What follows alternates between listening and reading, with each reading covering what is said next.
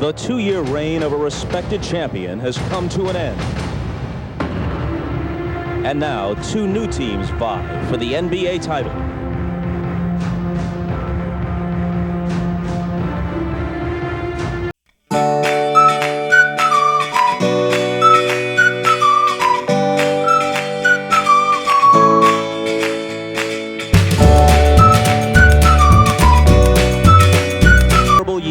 Red and black were the colors of royalty in the NBA. One man was largely responsible for this exquisite run of sustained excellence.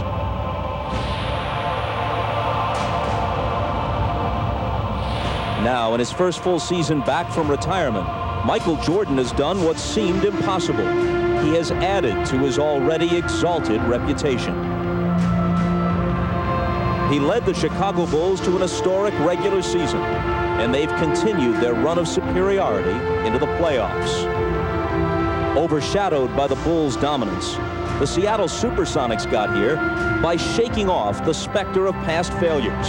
Now these Sonics step onto the NBA's biggest stage for the first time against a team many have already declared the best of all time. An assessment the Sonics could alter, but only by pulling off one of the greatest upsets in sports history. Game 1, next.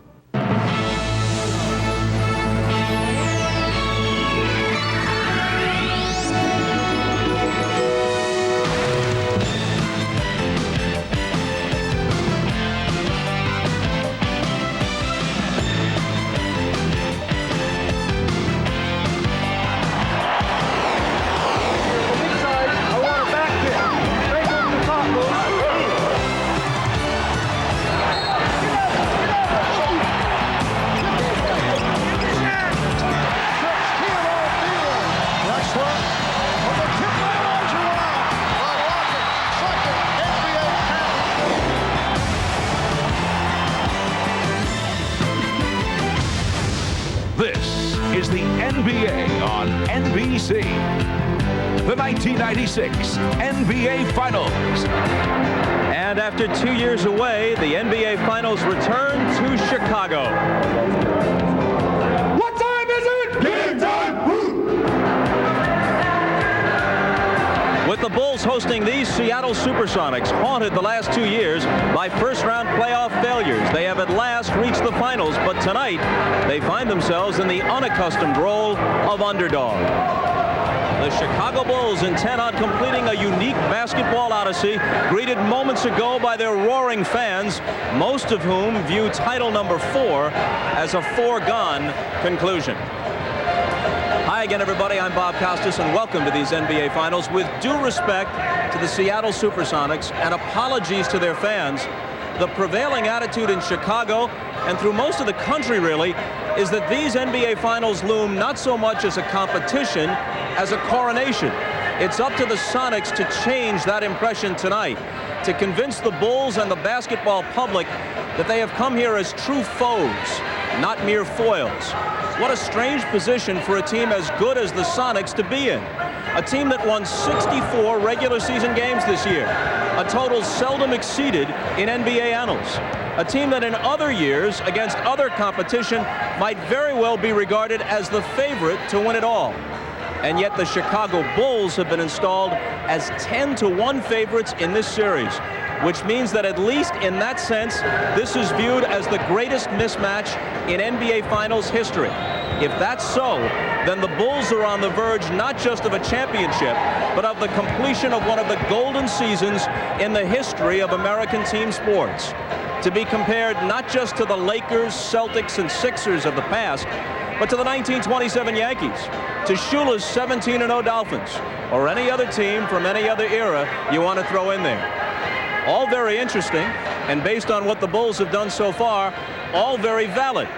But let Seattle come in here and take one of these first 2 games. Well, then the Bulls won't be thinking so much about their place in history as about what next week and 3 straight games in Seattle might hold for them. That, as they say, is why they play these games. Tip-off for Game 1 is about 10 minutes away. Marv Albert, Matt Gukas, and Bill Walton will join us from courtside when we come back to the United Center right after this.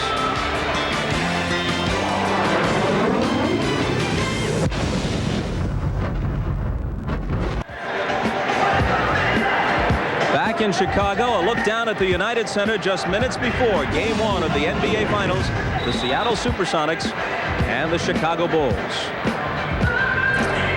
And as we prepare to send it to our game announcers, we note that this has been a big week in Chicago. First, the Olympic torch passed through the city on Monday, and then Princess Diana hit town yesterday, and in fact, she is the guest of honor at a charity gala going on at this very moment, which, other than the Bulls, is the talk of Chicago. And as those British tabloids have been quick to point out, this continues a curious pattern of Her Highness and Marv Albert turning up in the same city at the same time. A shocking rumor further fueled by tonight's events. Coincidence? You be the judge. Marvelous? Yes, Bob, certainly capturing the flavor of the playoff excitement here in Chicago. But we are joined by broadcasting royalty. Matt Kukoc, one-time head coach of the Philadelphia 76ers and the Orlando Magic. Bill Walton, Hall of Famer by way of UCLA, Portland, and Boston. On a night that Michael Jordan and the Bulls are hoping that this will be the very first step in putting the finishing touches on their record-breaking, remarkable season. I think we all want to be on the positive side of history. I think so far we've been that, with 72 wins, all the consecutive winnings of games that we've won. But by no means do we want to do all that and then be the team that lose to the Seattle Supersonics in the finals. I'm pretty sure that'll be marked in history too. So that's one side of history we certainly don't want to be a part of. And I think that's part of the motivation for a lot of the guys, especially myself, to try to get this thing done. And Matt, part of the motivation for Michael is just to add to that legend. And Marv, he has come all the way back to best player and MVP status, and what a history in the NBA Finals. Turning back 3 future Hall of Famers. It was Magic Johnson and the Los Angeles Lakers in '91. Then Clyde Drexler and the Portland Trailblazers for their 2nd straight championship in '92. And then the three-peat against 1993's most valuable player, Charles Barkley, and the Phoenix Suns. Michael Jordan knows this drill very well, going for his 4th NBA title. And guys, for the Seattle Sonics, it is not just getting to the NBA Finals. They feel that they can beat the Bulls, and they're upset by those who give them little chance in this series. I think you get mad. I think you get upset. And everyone's saying it's going to be a sweep. And everyone's saying it's going to be 4-1. In that case, why the heck are we even here? Why even show up if everybody's going to think we're going to get swept? I mean, we could have been happy in the Western Conference Finals. But, we think we're just as talented as Chicago is. I think the pressure's on them. They got to come out. They say they're going to sweep us. Now they got to come out and try to play to that level. And I think that we're really relaxed right now, and we just come out and play. Seattle relishes the role of the underdog. Now they're back to where they were against the 2-time defending champion Houston Rockets, which they swept in an earlier round. 2 of their key players that have got to come through in this series. Gary Payton, the defensive player of the year, who stripped Michael Jordan in the decisive game between these 2 teams in Seattle earlier this year. Gary Payton responsible for the collective psyche of these 2 teams. And then, of course, Shawn Kemp, who has literally matured before our eyes the last 6 weeks. He'll be matched up against Dennis Rodman. Dennis Rodman with a new, interesting, and certainly colorful hairstyle today. Rodman will try to get into Shawn Kemp's psyche throughout this game. Shawn Kemp's responsibility is to play above that fray. Now, Seattle a little bit nervous, a little bit anxious. It's their first time here, but they're here to win. And Marv, they are not interested in being the lunch meat for the Chicago Bulls championship celebration. All right, Bill, and we are moments away. Coming up, it's Game 1, the Sonics and the Bulls, the NBA Finals Series, in a moment.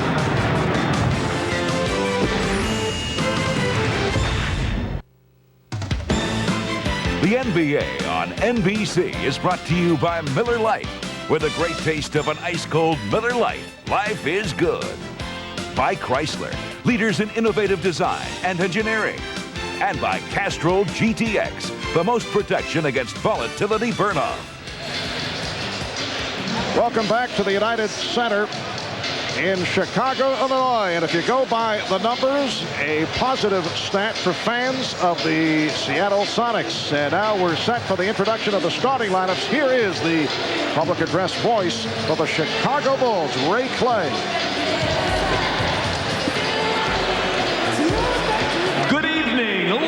Ladies and gentlemen, the Chicago Bulls welcome the world's greatest fans to the United Center. Tonight, Game 1 of the NBA Finals is between the Seattle Supersonics and your Chicago Bulls.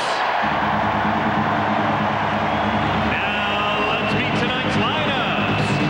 First, for the visiting Seattle Supersonics, at 1 forward from Washington, 6'10", Schrempf.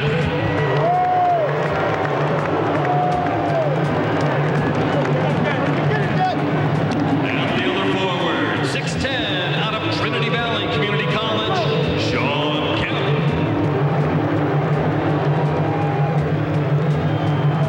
At center, 6'11", out of New Orleans, Ervin Johnson. A 6'4" guard out of Oregon State, Payton. And the guard from Bradley, 6'3", Hersey Hawkins. The Seattle Supersonics are coached by George Carl.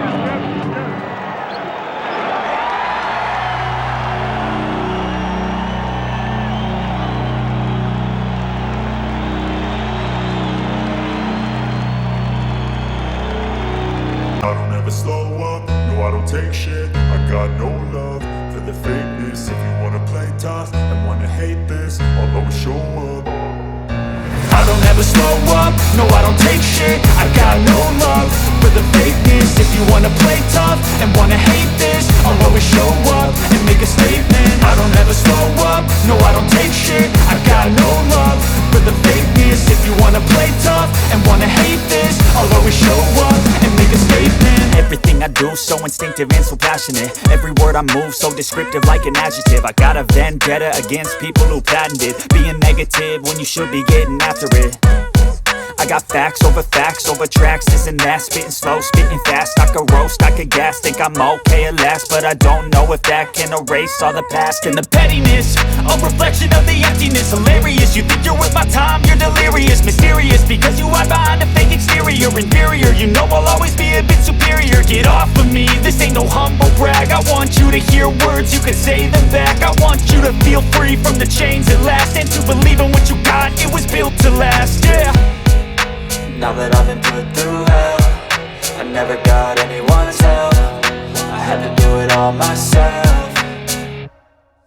I don't ever slow up, no I don't take shit. I got no love for the fakeness. If you wanna play tough and wanna hate this, I'll always show up and make a statement. I don't ever slow up, no I don't take shit. I got no love for the fakeness. If you wanna play tough and wanna hate this, I'll always show up and make a statement. Gonna learn the consequence of being incompetent. Mental health is confidence, dreams and some honestness. I'm not here to save the day, that's for you to take away. I could play a million mind games, but instead I say something not illogical, something that is topical. Rub it on and watch it go, make yourself unstoppable. Dreams are irresponsible, but they're always possible. Scottish soldier in World War I who comes across a town populated by asylum escapees who look to crown him their king. Now, I talked to Michael Jordan about that. I said, what message was Phil sending? He said, well, the only message I can figure he was sending is that Phil has had way too much time between playoff games. So I guess they're prepared. So for the Seattle side of it, let's go down to Anna. Ahmad, much of the hype in this series has been about Defensive Player of the Year, Gary Payton guarding Michael Jordan. That is not what we're going to see early. Here's what the Sonics experimented with yesterday during practice. They're going to start Gary Payton on Scottie Pippen. That's to help keep Payton out of foul trouble early and help keep the Bulls from advancing the ball. When Payton handles it, when Pippen handles it, he's going to try to slow him down.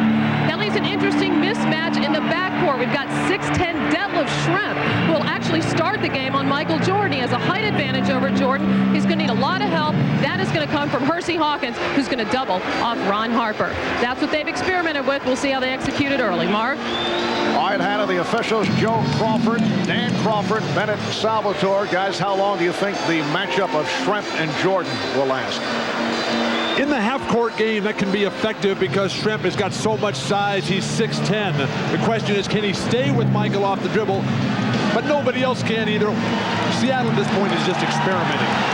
Ervin Johnson, Luke Longley on the opening tip, and it's controlled by the Bulls. Pippen going right at Payton. matchup that Hannah referred to. Now they double up on Jordan. Harper is open for three. Yes. Well, right away, you see the strategy. They will come and double team Michael with Hersey. Hawkins just trying to get the ball out of his hands, and they're willing to let Ron Harper take that shot. By Gary Payton being played by Ron Harper. Shawn Kemp with the room. And that's no surprise there. Luke Longley will try to match up with Shawn Kemp as much as possible to absorb some of the contact to try to keep Dennis Rodman out of early foul trouble. Luke Longley. And back come the Sonics. It's the Bulls 3 and the Sonics 2. We are just underway. Kemp getting position, although he faces the double team. Payton for three. And Schrepp able to run it down. The key for Seattle, as always, is offense. Cut down on turnovers, get to the hoop and finish. Post up your forwards and attack the basket to set up your three-point game. For the Chicago Bulls, it has been a long layoff, a spread of 8 days.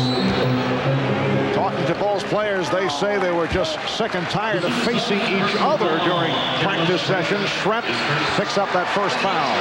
Marvin, the first finals that I ever played in, we had an extremely long layoff 20 years ago when we played Philadelphia with Dr. J. We had swept the Lakers in the in the finals of the West and then waited for Philadelphia to get ready. It hurt us terribly the first 2 games. We got blown out. And Jordan's first attempt went astray. The Bulls have not played since they eliminated Orlando on May the 27th. That was Monday, Memorial Day. And Kemp fires from deep. So Shawn Kemp, who comes off the spectacular 7th and final game against Utah, is able to hit on his first 2 shots. The Sonics with a 4-3 lead. Jordan played by Kemp on the switch. Terrific closeout by Shawn Kemp. Rodman has been more offensive-minded in the playoffs. Well, so far, the quick, active defense of Seattle has the Bulls confused. And Pippen lets it go with the Seattle possession.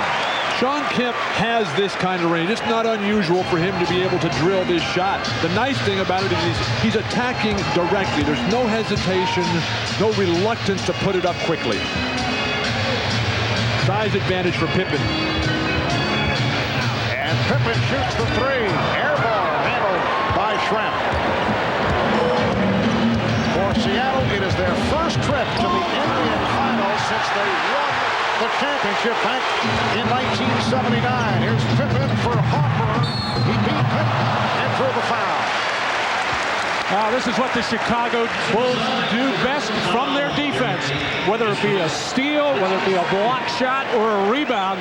This one started on the Luke Longley block, as in nobody really stopping Schrempf or putting any pressure, and a nice move by Hawkins without the ball. And Michael Jordan running the middle of the floor that time, and that's who Scottie Pippen was looking to. And that drew Gary Payton in the middle and left that open lane for Ron Harper. It looked like Gary Payton was trying to let him go, but the momentum of his body down low, Gary Payton can't waste any fouls. They call him the Glove. Selected as the NBA's best defensive player this past regular season, although here in Chicago there was certainly much support for Scottie Pippen. That's the only award that the Bulls didn't win. I thought Scottie should have won that award. And Kemp has been unstoppable here in the early moments. 3 for 3 from the field. Well, he's already hit those 2 outside jumpers, and then if he gets positioned like that in the paint, nobody will stop him. Air ball hook shot, and the Bulls only 1 for their first 6. Johnson. Ervin Johnson getting down court, beating the Bulls, and the Sonics now lead 8-5. Marv, terrific start for Seattle. Remember game 1 of the Orlando series, Chicago out 10-0 in the first game. Orlando never able to catch up the rest of the series.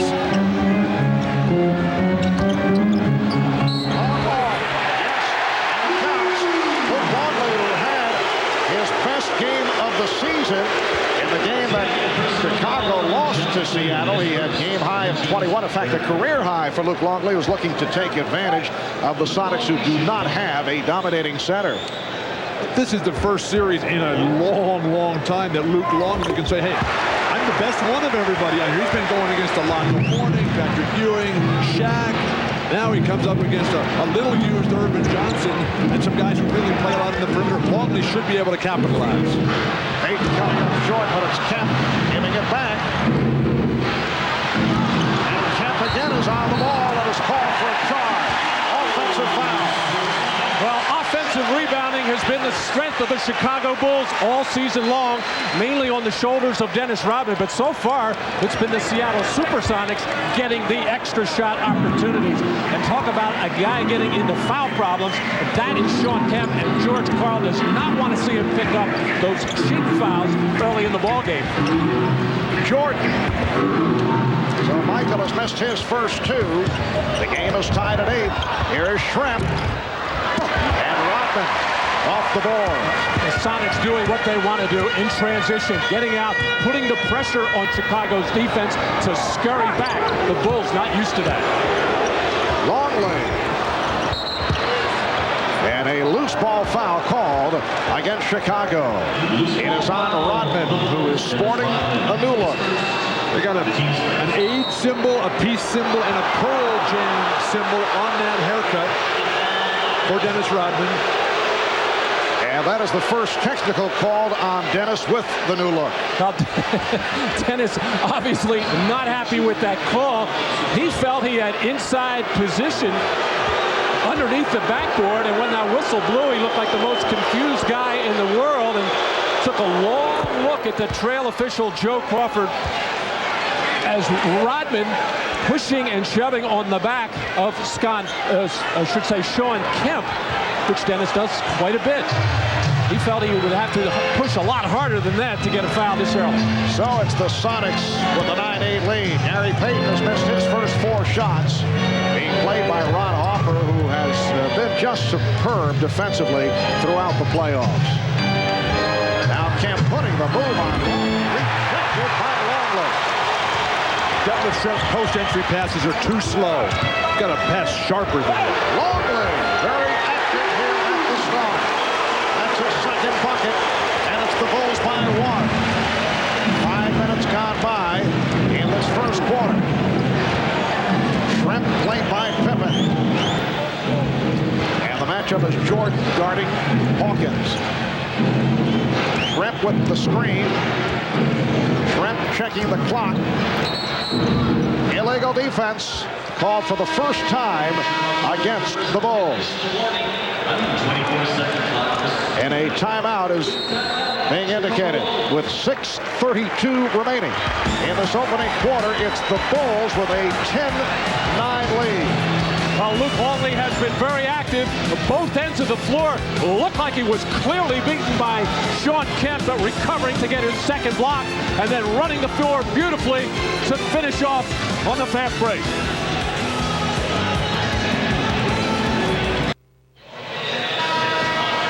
Well, for the Bulls, it has been a magical season, a record-breaking 72 up, 10 down, but they feel to a man that it will not mean a thing unless they go all the way and win the title. We talked about this with Michael Jordan earlier and asked, what's the greatest fear in going into this series against the Sonics? My greatest fear is to take this team for granted and listen to a lot of the media expectations and speculations. I think we know that Seattle can play the game of basketball. No matter how much they may put us above Seattle, I think we have to be very, very cautious that this team could come out. All they need to do is win one game here, and next thing you know, we got to play 3 games in Seattle where they're stronger. So I think that's a danger. That's one of my, nervousness about this game and about being at home. That's added pressure. Yes, several of Michael's teammates talked about the added pressure as Jordan comes up with the block on Hawkins. Again, the size of the Bulls guard, something that the Sonics haven't had to face in their earlier rounds. And Jordan draws the foul. Foul committed by Hawkins. It's not only the size of the Bulls guards, it's also the lack of execution by the Seattle Supersonics. If they have one weak spot, it is in that half-court execution. Slow developing play. Hersey forced that shot. Longley, very active here at the start. Usually when Longley gets to it offensively, it is in the first quarter, but there's no question here it is part of the game plan against Ervin Johnson. And Marv, Ahmad was telling us that he talked to Longley at the break, and Longley said that long layoff really helped those sore, aching knees. And the foul is called on Luke Longley. Shawn Kemp will go to the line. It's the second team foul committed by Chicago. Seattle has 4. Well, Ervin Johnson's job is to protect the lane against other players, and he is getting drawn away from the basket. Luke Longley making the fundamental move. Cut to the open area, his teammates are finding him. When was that time you saw Luke Longley come show you the ball, tuck it down? He's been watching his teammates. He's learned a lot from playing with Scottie Pippen and Michael Jordan. Ervin Johnson, 3-year man from New Orleans, now going to the bench. Replaced by Sam Perkins. This has been the pattern. Johnson will start. He started 60 games during the regular season, but Perkins will get most of the minutes. And Mark, Phil Jackson Field, he told me before the game that he thinks that the Sam Perkins, Toni Kukoc matchup is going to determine this series. Which one can lead their bench to the greatest performance? Well, Michael Jordan with his first field goal. And the Bulls now lead 14-10. And right now, Dennis Rodman will match up against Sam Perkins, who will try to keep Rodman as far away from the basket as possible. The steal by Pippen. Terrible pass by Payton. You got to move your feet and step through. That's a bad matchup with Rodman on Perkins for Chicago. Pippen for 3. Scottie Pippen earlier in the playoffs having his problems from downtown that seemed to straighten things out in that 4th game against Orlando. Meanwhile, the Sonics have missed their last 5 shots. The Bulls are up 17-10. Harper's really slowing down Gary Payton on the advance of the ball. Open shot for Perkins for 3. Sam Perkins, deadly from 3-point range. Well, you mentioned it, Bill. Dennis Rodman left to go help out Luke Longley. You can't do that when you're watching Perkins, and Dennis dropped his head right away. He knew that Perkins had that long look at an easy 3 for him. Jordan, yes. Michael Jordan missed his first 2. He's hit his last 2, and the Bulls are up by 6. Marv, Schreimpf doesn't have the foot speed or quickness to jam Jordan on the perimeter. Beautiful entry pass. Dunk that ball. Finish.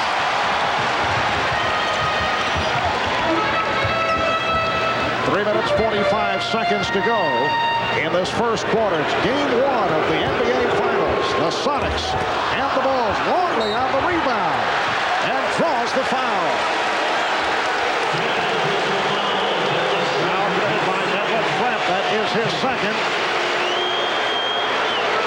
And George Karl looking down the bench and pointing at Vincent Askew. Nate McMillan also getting set to check in. Nate, a question mark because of the back problem. In fact, I'm told took a shot of cortisone in the back the second time he has done so, and he's going to give it a shot here. He said if he does not feel well, could take a couple of games off.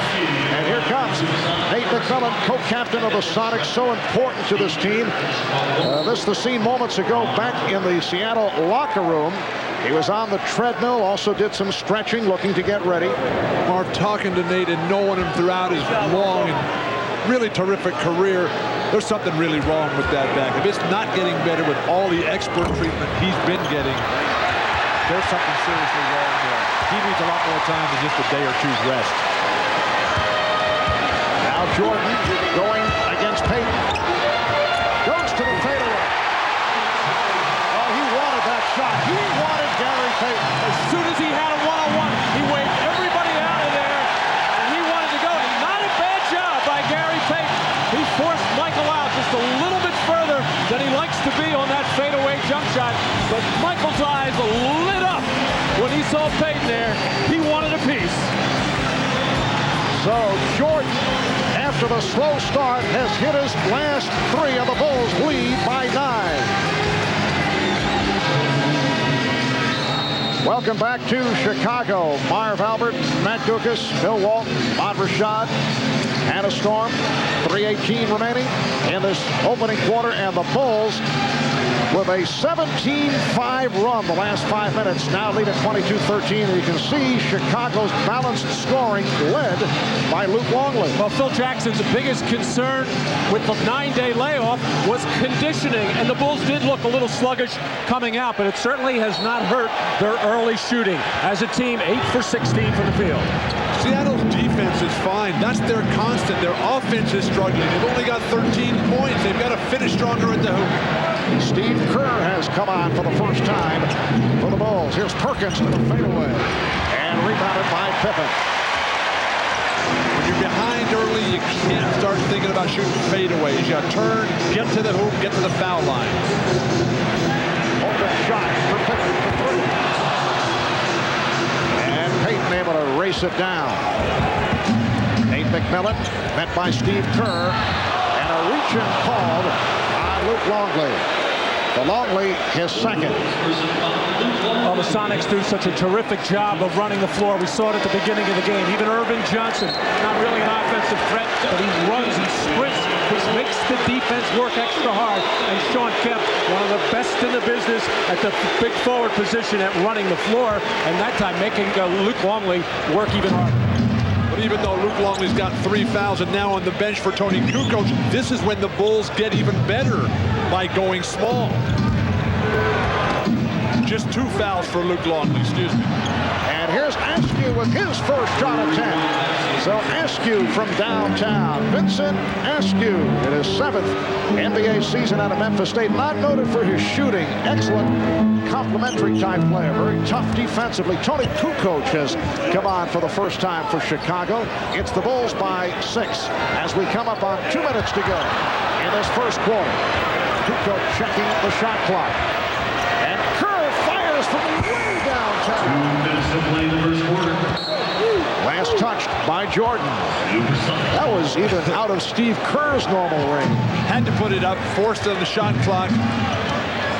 Now Steve Kerr, Bill Jackson, very concerned as to where he can find time. He thinks he can get it against McMillan, who doesn't have much quickness.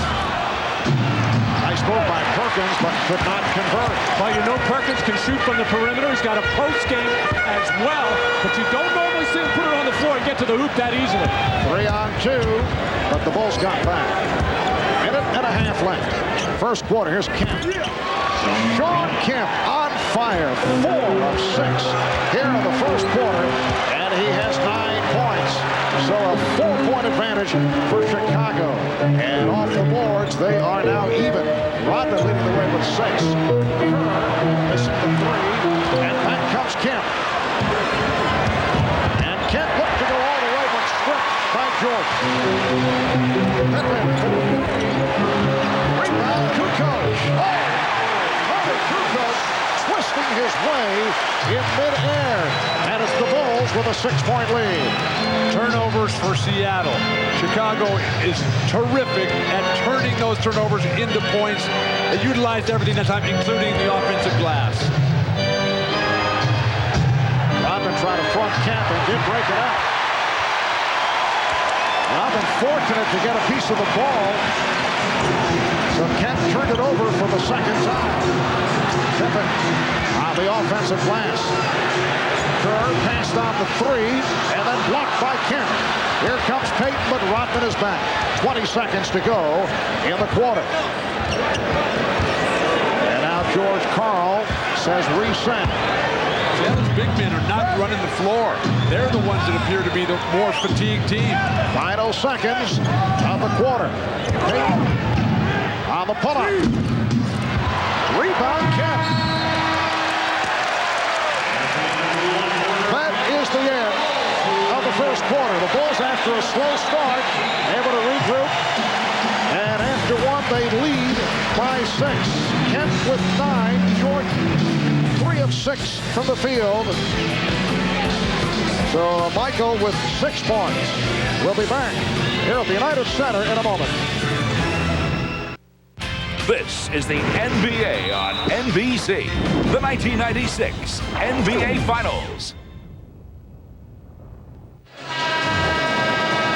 Well, in the first quarter, the matchup has been Dennis Rodman going against Shawn Kemp right throughout. We asked Shawn, can Rodman defend you one-on-one?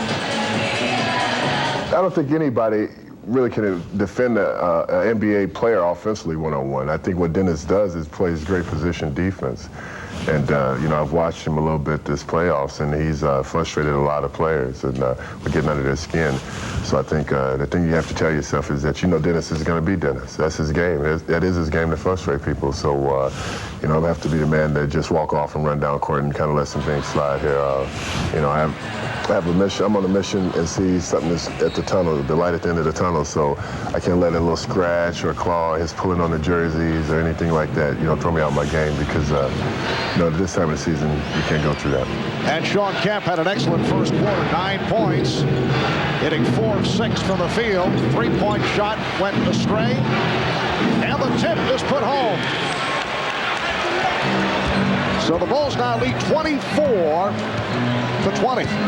Sam Perkins getting a piece of it. Gary Payton off to a very slow start offensively. 0 for 6 from the field, 0 points. I'd post up Shawn Kemp against Dennis Rodman. Take Dennis inside, punish him. And here is Kukoc. Toni just beating the 24, and the Bulls now lead by 6. It's been a difficult time emotionally for Gary Payton dealing with his sister's suicide attempt.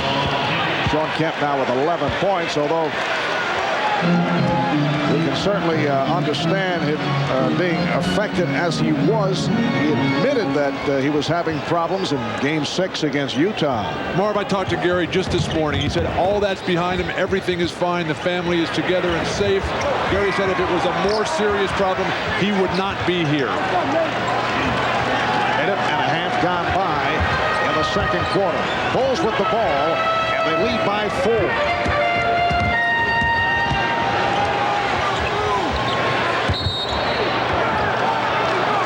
Foul against the Bulls. Offensive foul. So the Sonics get it back. Now they say 3-second violation. Well, the Bulls are doing their work on the offensive boards, getting second chance opportunities. Already 5 offensive rebounds, but really not taking advantage of it, not converting them into baskets. But yet, this is going to be a big factor throughout this series, how well the Sonics do in the rebounding department with Chicago. For the Bulls, their first turnover on that 3-second call. Nice move by Payton. And for Gary Payton, it is his first field goal. It brings the Sonics within 2. Phil Jackson just looked down the bench at his assistant coaches. He said, that's why I put Randy Brown in there to stop that. Pippen inside, and then able to hit on the follow.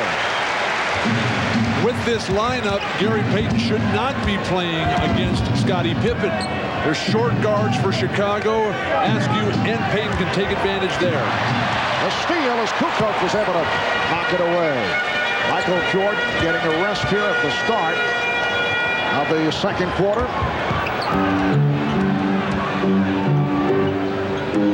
Brown and Kerr in the backcourt. Kukoc, Rodman and Pippen up front. Kukoc, a bit too strong. And back comes Nate McMillan. Nice box out Askew on Rodman.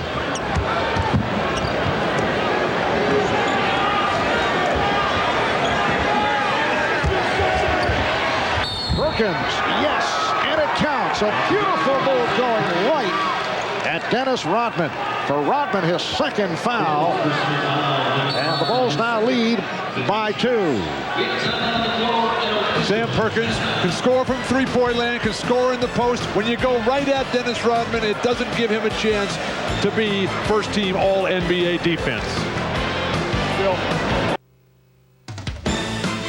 The NBA on NBC is brought to you by Budweiser, official sponsor of the 1996 Olympic Summer Games. This Bud's for you. By Toyota and their full line of quality cars and trucks. Toyota, I love what you do for me. And by Dr. Pepper and your local Dr. Pepper bottler. Dr. Pepper is just what the doctor ordered. Well, the Lovables with a snappy number inspired by Dennis Rodman's persona. Catchy tune, too. And there is Dennis sitting down after collecting his second foul. 7 rebounds to lead the way. Shawn Kemp is the high man of the game with 11 points. Sam Perkins with 7 points in his 8 minutes of playing time. Remember in the Houston series when Coach Rudy Tomjanovich said that Sam Perkins is an impossible matchup. If you put a big man on him, he takes him outside, draws him away from the basket. You put a smaller man on him, he can punish you inside. And when he used that impossible matchup phrase, all Sam's teammates have been kidding him ever since. Here's a guy averages 12 points a game, impossible matchup. And Sam has that low-key demeanor, but has really developed into a very strong locker room leader for this team. He'll need to play huge minutes in this series. Remember, Sam, a long-time veteran, the only member of this Seattle team with championship experience from the '91 finals. Lakers when Sam was playing with Magic Johnson. And a college teammate of Michael Jordan at North Carolina. Seattle in the midst of a 14-6 run since the Bulls led by 9. That over the last 6.5 minutes. And the Bulls lead now is 1. Jordan is back on the floor, as is Harper. Buechler has come on for the first time for Chicago. George Karl could not have drawn it up any better, Marv, that time. Get it out of Jordan's hand, make Buechler and Harper play with it on the weak side. And it is Buechler trying to defend on Perkins, and the foul is called. And when all that double teaming is going on, it really puts your defense in jeopardy on second shots. But so far, we've seen Vincent Askew do a terrific job boxing people out, getting a body on people, and then even if he doesn't get the rebound, one of his teammates does. 3.5 gone by, second quarter. And Chicago on 28-27. Here's Askew.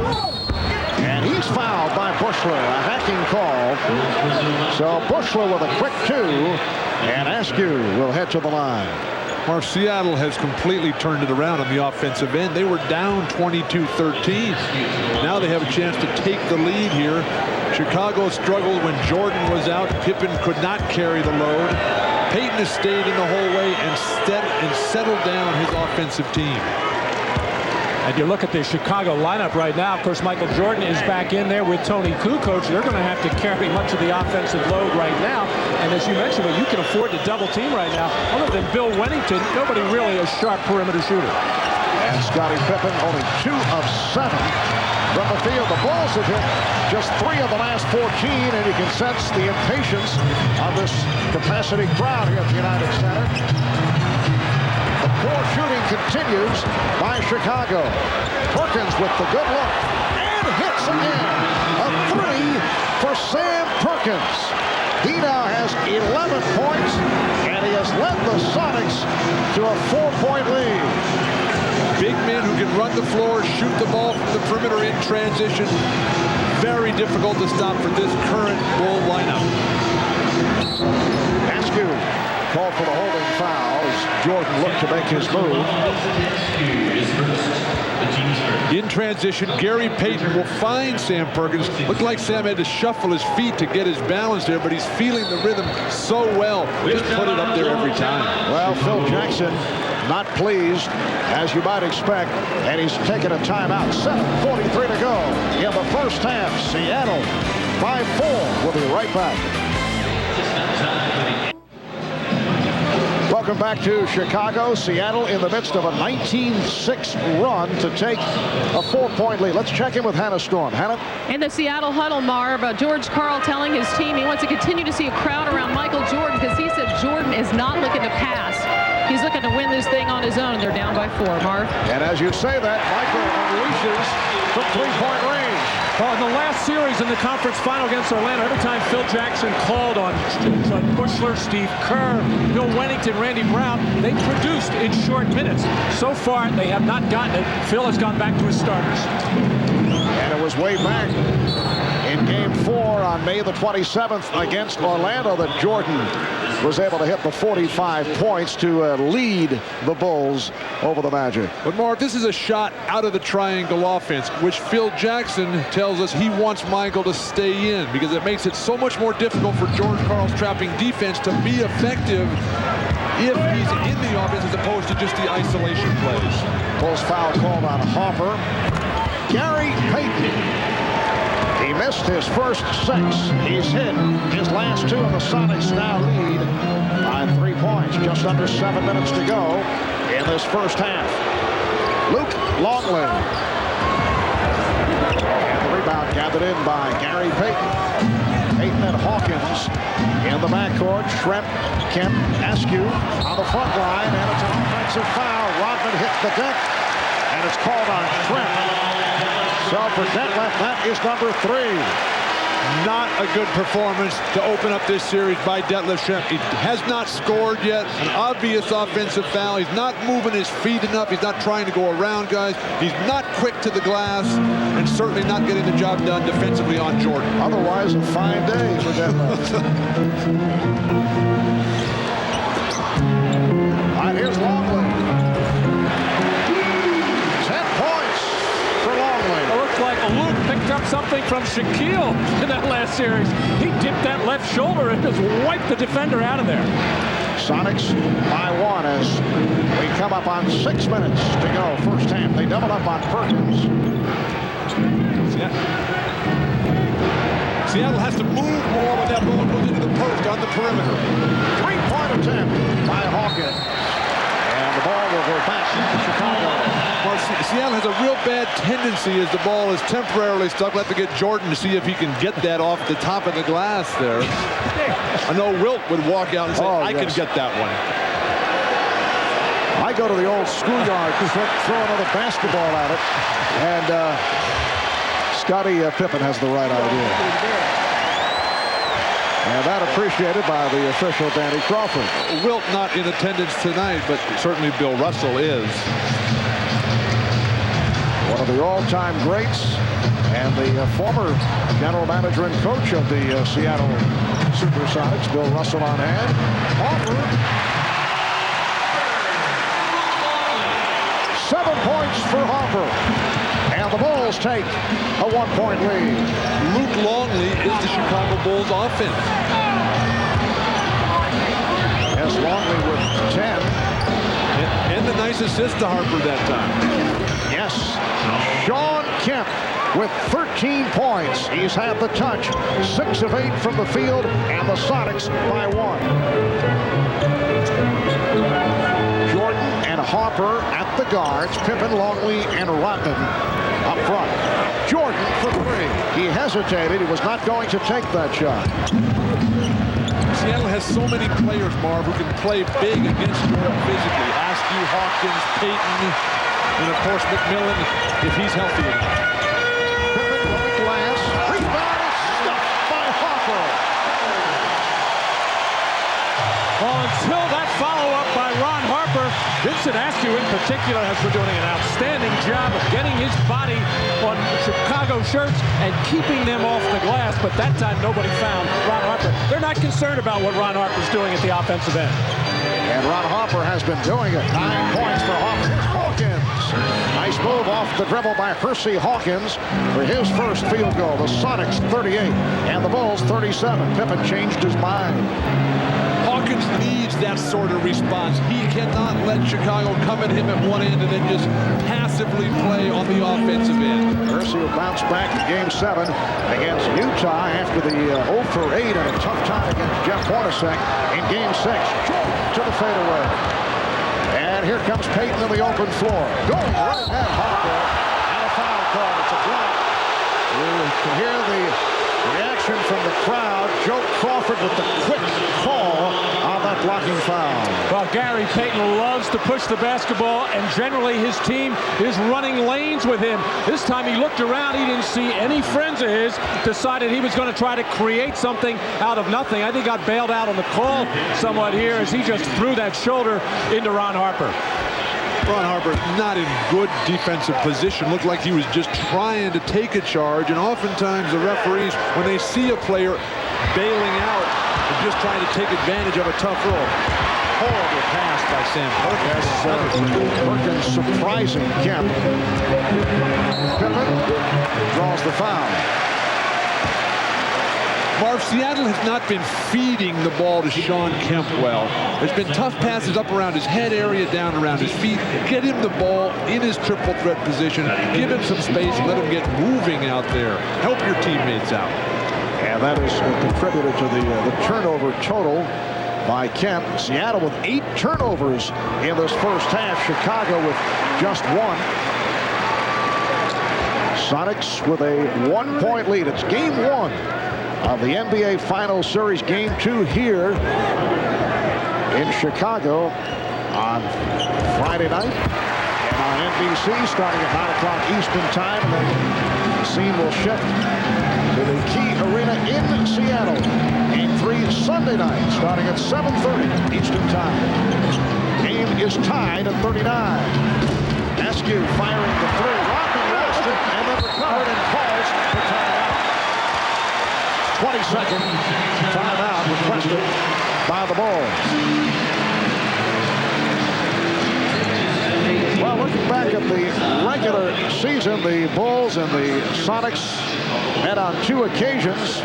Back in November at Seattle, the Bulls were able to jump out to a 13-point halftime lead. In fact, the Bulls built an 18-point lead before Shawn Kemp and Gary Payton led the Sonics back to combining for 51 points in a 97-92 Seattle victory. They met again in January here in Chicago, and it was the Bulls led by Michael Jordan, 35 points and 14 rebounds, 29 from Scottie Pippen, as the Bulls dealt the Sonics their worst loss of the regular season, 113-87.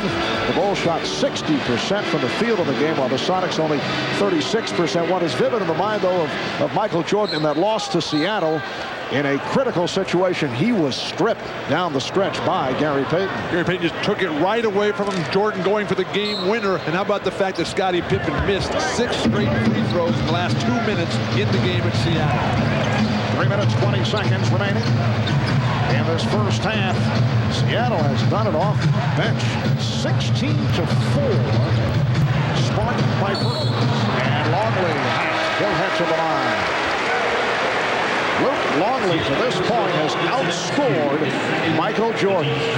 He'll be looking for points 11 and 12. Substitution for Seattle, the veteran Frank Brickowski in his 12th NBA season out of Penn State, a bruising type player who could touch a nerve with Dennis Rodman has checked in for the first time. Well, Frank, being a wise old veteran, knows all the tricks, knows how to use those forearms and elbows and the strong lower body around the basket. And I'm sure we'll get tangled up with Dennis Rodman at some point, if not today, some other one.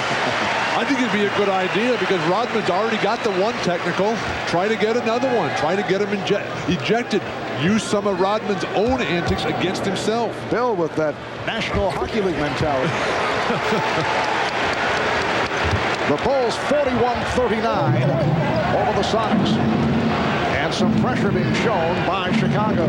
Seattle has to attack this press. You can't just let them come up and make you take so much time off the shot clock. Here's the double on Kemp, and a traveling violation is called. Another Seattle turnover. It is their 9th. Timeout taken. 2:56 to go in the first half.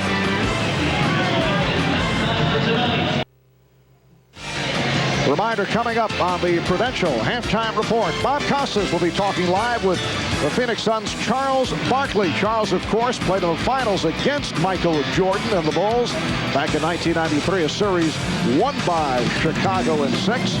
And Charles's name has been mentioned of late in trade talks. Good friend Danny Ainge will eventually coach the Phoenix Suns. That a recent development. We'll get his reaction to that coming up at halftime. Bob Costas, Julius Erving on the Prudential halftime report. Seattle doing an outstanding job on the glass. Vincent Askew and Sam Perkins have made major contributions off the bench. Kukoc trying to flip it up with the running hook. Bulls with a 41-39 lead. 2.5 remaining in this first half. Brickowski hits on the 3 and then heaves it back the other way at an ocean to a drive lane. Hawkins able to knock it down. Hersey Hawkins has tied the game at 41. That rebounding stat is a big one and will be throughout this series, but so far the Sonics with their big problem with turnovers, 9 to Chicago's 1. Well, Michael Jordan took the hit. Frank Brickowski looking to brace the fall of Jordan, who wanted no part of it. So they ran the backdoor play for Jordan. Jordan got away with the push-off on Hawkins. I'm surprised Hawkins didn't complain a little bit more on that push-off and get Jordan open.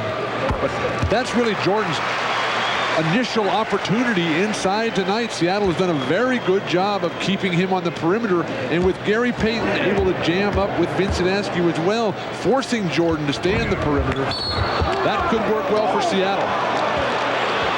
And we get the whistle, a pushing foul on Luke Longley. That is his third.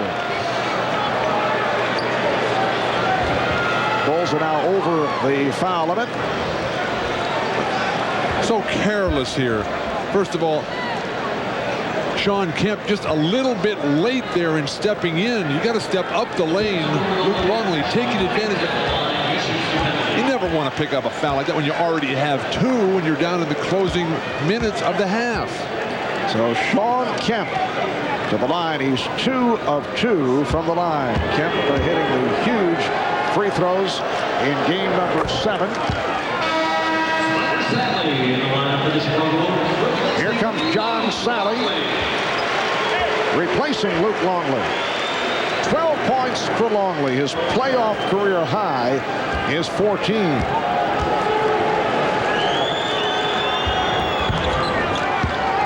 So the Sonics now lead by 1.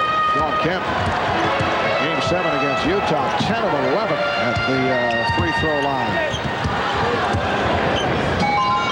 Sonics by 1 with just under 2 minutes to go in the first half. Here's the double team on Jordan, who's able to beat it, and that is fouled. Oh, Rodman and Brickowski had words. Oh, you can see it coming. And as you mentioned before, Mark and Bill, Dennis Rodman has to be very careful already with that first technical foul. Any kind of talking or two players getting together like that, and he will get whistled for that second and be tossed. It's absurd that Dennis Rodman can walk around acting like, look what they're doing to me. They're hitting me. They're pushing me. Dennis Rodman initiates all that stuff. Rodman inside there, just keeps walking right into Brickowski. Elbows, arms all tied up. Innocent victim, Dennis. Michael Jordan, 2 of 3 at the line, and now has 12 points. It's the Bulls by 1. Light pressure this time by Chicago, handled by Seattle. And that is turnover number 5 for Shawn Kemp. Well, Shawn led the league during the regular season, averaging 4 a game and 4 throughout the playoffs so far, already over his average in just the first half. And that's 10 in all for Seattle. Chicago with just 1. Shawn Kemp's not moving around the defenders. He's just trying to go through them or over them. That won't work. And Joe Crawford says, stay right here, and Dennis Rodman could be losing it. Now he's applauding the call. Rodman was about to get involved and then walked away. Joe Crawford is going to call a flagrant foul here on Frank Brickowski.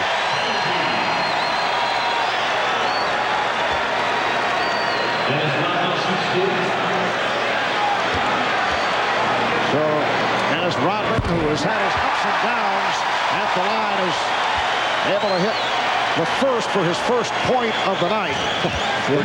Brickowski looking to box out, looking to keep Rodman off, but just moved over with the forearm, with the elbow to the upper midsection. Very dangerous play, uncalled for.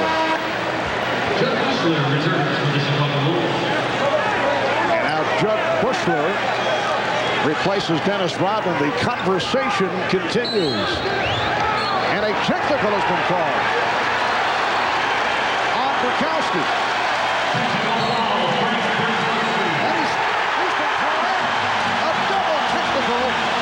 Brickowski. Apparently Joe Crawford feels that the intent of Brickowski Brickowski was to instigate something against Rodman. Brickowski now walking in the direction of a couple of Bulls, and he's joined by a security man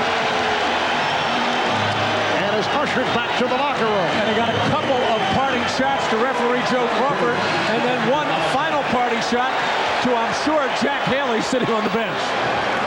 An absolutely uncalled for situation by Brickowski, who's a good, skilled basketball player who sometimes gets too caught up in the physical aspect of the game. But he has a flagrant foul and then 2 technicals. We're going to just see a parade to the line for Chicago. And Seattle worked so hard to get back in this game offensively. Now Chicago with a chance to open it up a bit here. Well, as you said earlier, Bill, I don't think there's any question that Brickowski was trying to get that second technical called on Dennis Rodman. There's no argument. Of course, George Karl can't be happy with this, but he did not put up any fire regarding that call.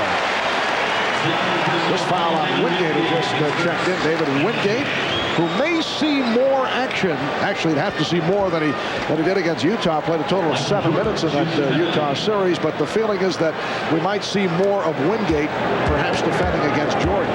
That's just another weapon. Give him as many looks as possible. But why would Brickowski, after he gets a flagrant foul, why would he even say anything? Just walk away and start the next play. Free throw parade has provided a 6-point lead for the Bulls. And here's some pressure. Now the Bulls drop back, and Kemp is able to make his way down court, and then is hit on a reach-in by Salley. Marv, Chicago would love to have Shawn Kemp bring the ball up against the press every single time. Yeah, George Karl must have his heart in his throat. Shawn already with 5 turnovers and just so loose and at times careless with the basketball. The rain man of the rain country, Shawn Kemp, 4-time All-Star. At 26, he's an NBA veteran at an age when most players just getting their feet wet. He entered the NBA at 19 years of age. And he knows where that foul line is. 4th in the league this year, and going to the free throw line, and 4th it makes. Bulls with the ball and a 4-point lead. And Jordan is being guarded by Wingate. Jordan to the front. So Michael has opened it up. He has 18 points, and the Bulls lead by 6. Seattle play the clock here to go 2 for 1. But Phil Jackson and the Bulls know that Seattle does not have a shot blocker.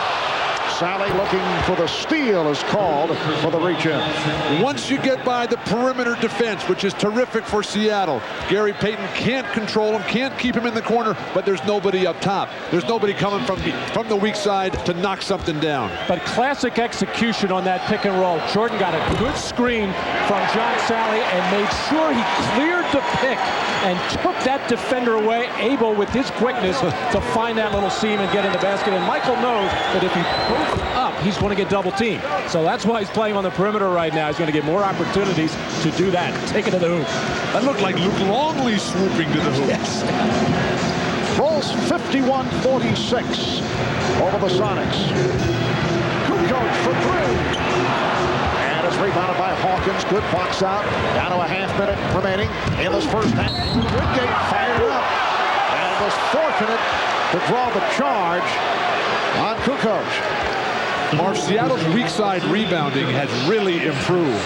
Early in the game, Chicago was getting offensive second opportunities, but Wingate in transition takes it to the hoop, and Kukoc not in proper position, again bailing out, trying to take charges. Those calls have gone against the defender all game long. David Wingate in his 10th NBA season out of Georgetown, acquired from Charlotte as part of that Hersey Hawkins Kendall Gill trade. He's also played for Philadelphia, San Antonio, and Washington. Steve Kerr for John Salley. Salley picking up the 2 fouls. It's really good to see 2 teams who are obviously outstanding defensive teams, the 2 best in the league, and love to run from their defense.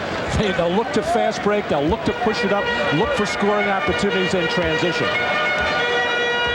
Well, the Bulls Bulls led by as many as 9. They're up by 3.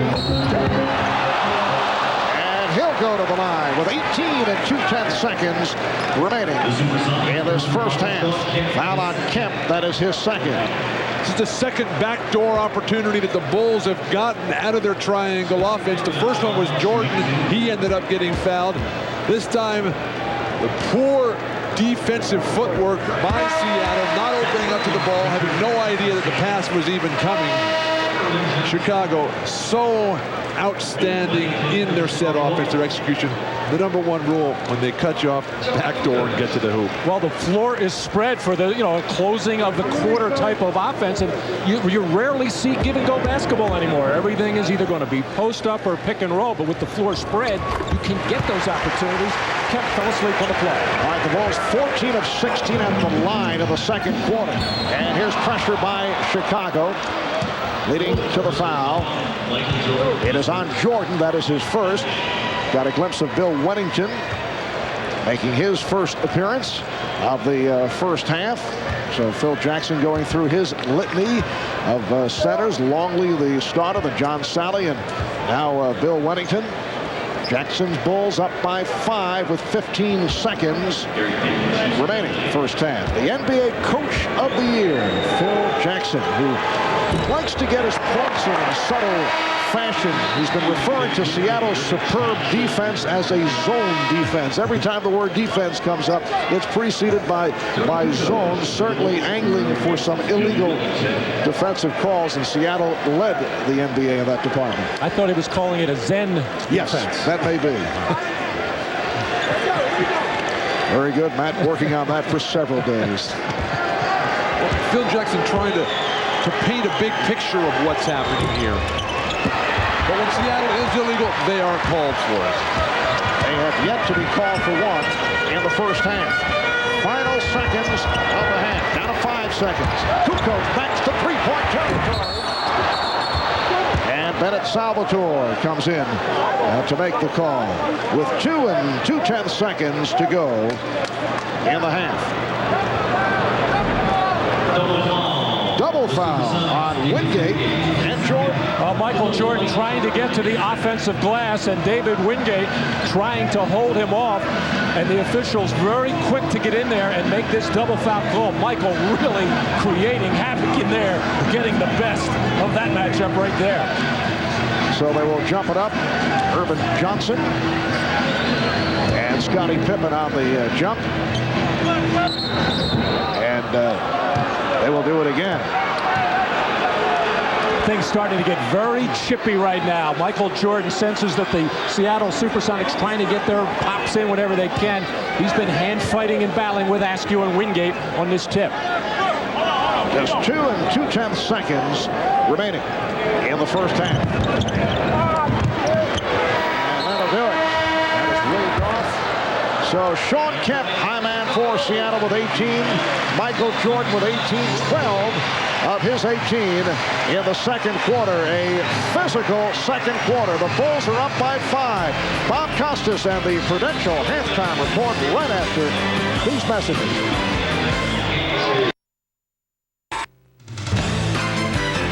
This is the Prudential Halftime Report, brought to you by Prudential.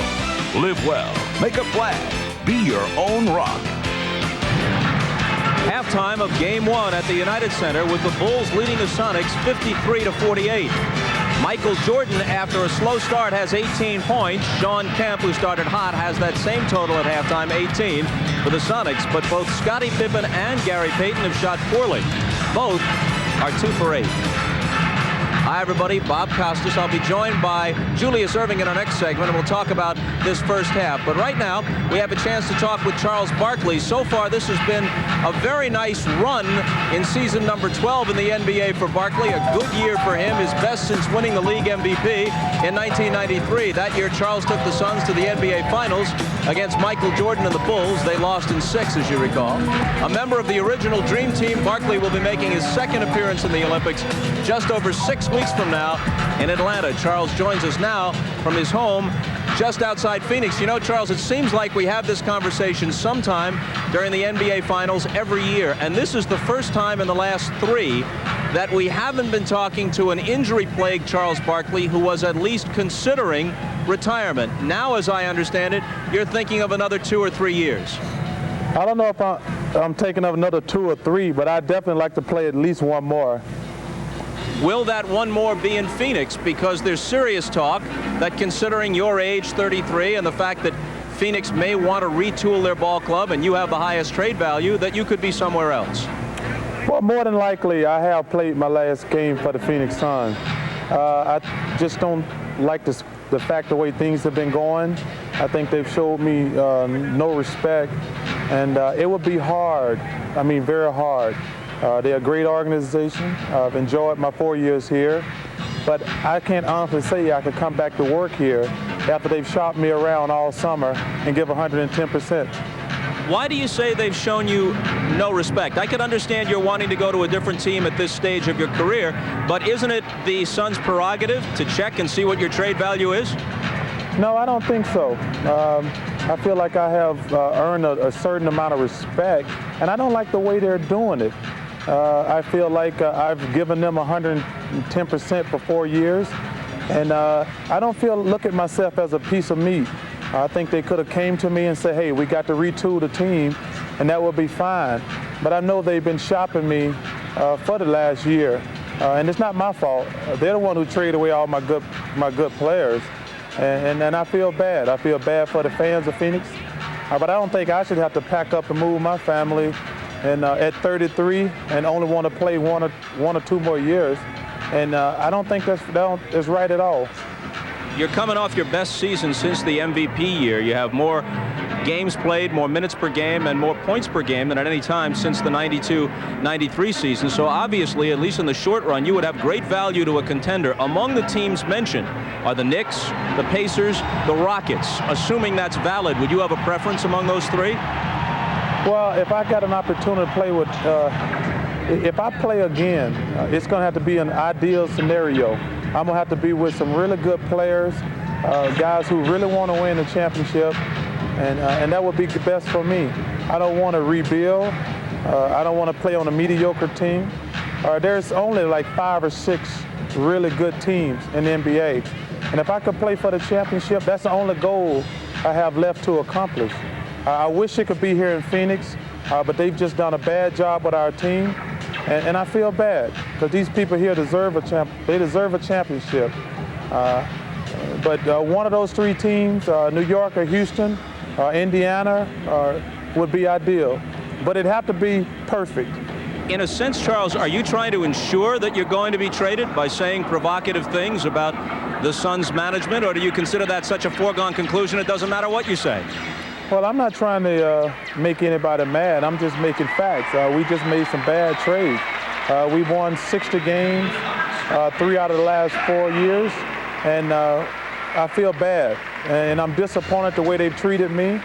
I'm disappointed the way they treated Dan Marley, Cedric Ceballos, Mark West, and I'm just frustrated. 2 very quick things before we let you go, Charles. Your thoughts on this game, not so much the first half, but actually the series. Is there any scenario by which you can see the Sonics winning this thing? Well, the Sonics are very good. I mean, but the Bulls are a great team. I think they played very rusty the first half. The other guys were not really in rhythm. Michael was trying to take over and keep it to the other guys get their rhythm. But I think the Sonics have a decent chance. I don't see anybody beating the Bulls. But the Sonics have a slight chance. Last thing, you're on the Dream Team again, and we know for a fact that the second game you play on July 22nd is against the African Continental Qualifier, and again it's Angola. And we recall that you threw a little elbow at a guy named Erlander Coimbra of Angola the last time, and we checked, he's on the team. Do you plan to take him out to dinner in Atlanta, show him the sights here in the States? I'm going to hit him the same way I did the first time. So you're not going to let up on him, huh? No, Americans, we are the best country in the world, and we are the best at basketball, and we got to kill them all. I understand he's been lifting weights the last 4 years. He's not a stick figure anymore. He's about 260 now. Hey, I've been lifting weights ever since the day the season ended, and I'm ready. All right, Charles, always good to talk with you. Thanks a lot. You're welcome, Bob. Okay, when we come back, we'll hear from Charles Barkley's former teammate in Philly, Julius Ervin. But first, a message from Prudential and a word from the NBA.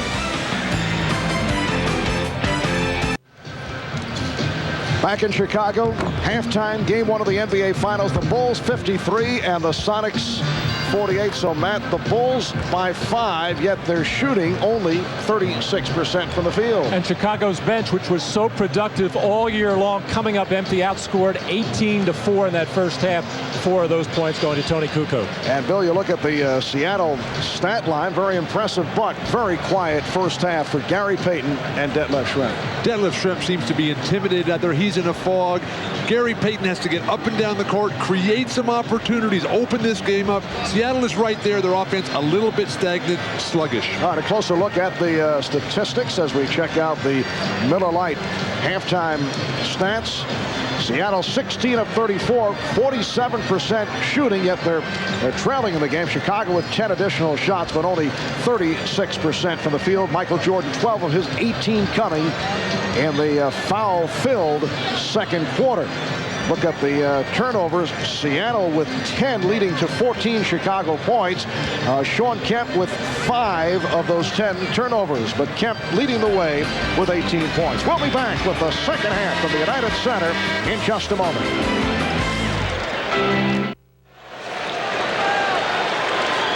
Marv Albert, Bill Walton, Matt Kukoc back in Chicago. The Bulls by 5 as this third quarter gets underway. Kemp with 18, Perkins with 11, leading Seattle. Jordan with 18, and Longley with 12 to lead the Bulls. Schrempf being played by Pippen. A quiet first half for Pippen, only 2 field goals.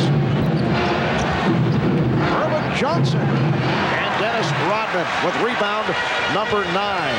Too soft for Ervin Johnson. Come across that lane and smash that ball through the hoop. Jordan getting right to him. Well, once the ball went into Michael Jordan, the quick double team right back out to Pippen, and then the quick repost, and Seattle's defense not quick enough to match it. Now the matchup is a Longley guarding Kemp, and Kemp with 20 points. Gary Payton is really floating that center post pass. You got to zip that ball in there and allow Shawn Kemp to go quickly by his defender. Rodman's pass broken up. Detief Schrempf in his 12 minutes in the first half did not score. And now the foul is called, and that will put Schrempf at the line. And for Longley, it is number 4. Well, the experiment in the first half with Detief Schrempf having the initial assignment on Michael Jordan did not work defensively. It certainly didn't help Detief's offense as well. Here we see Shawn Kemp, who has been scoring almost at will. And I'm not really all that sure how worried the Bulls are about Shawn Kemp. They know he's going to get some points. But I think the Bulls are concerned about, much as they were in the Orlando series, they don't want to let the three-point shooters go off. They held Seattle to 3 for 8 from beyond the arc in that first half. The interesting thing about Shawn Kemp is that when he was in all that foul trouble against Utah, Seattle was winning all those games. Then when he started having the big numbers, 25 points, 15 rebounds every game, that's when Utah got back into it. Bulls by 3. We're just underway in the third. Now Johnson switching off on Jordan. Schrempf gets back to him. Shot clock at 6.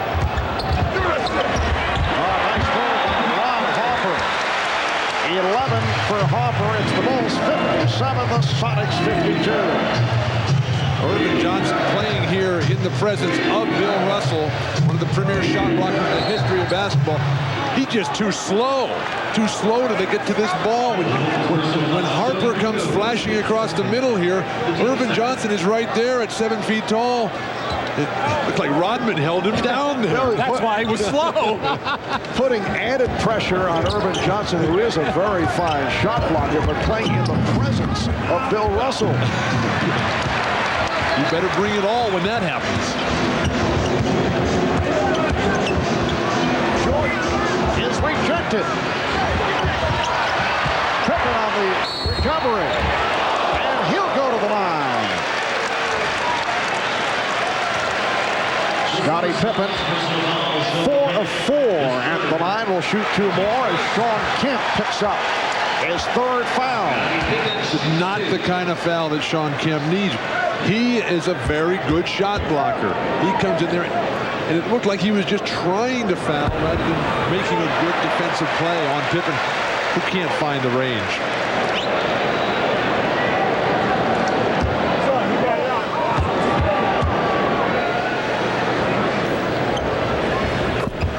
So the Bulls now lead by 7.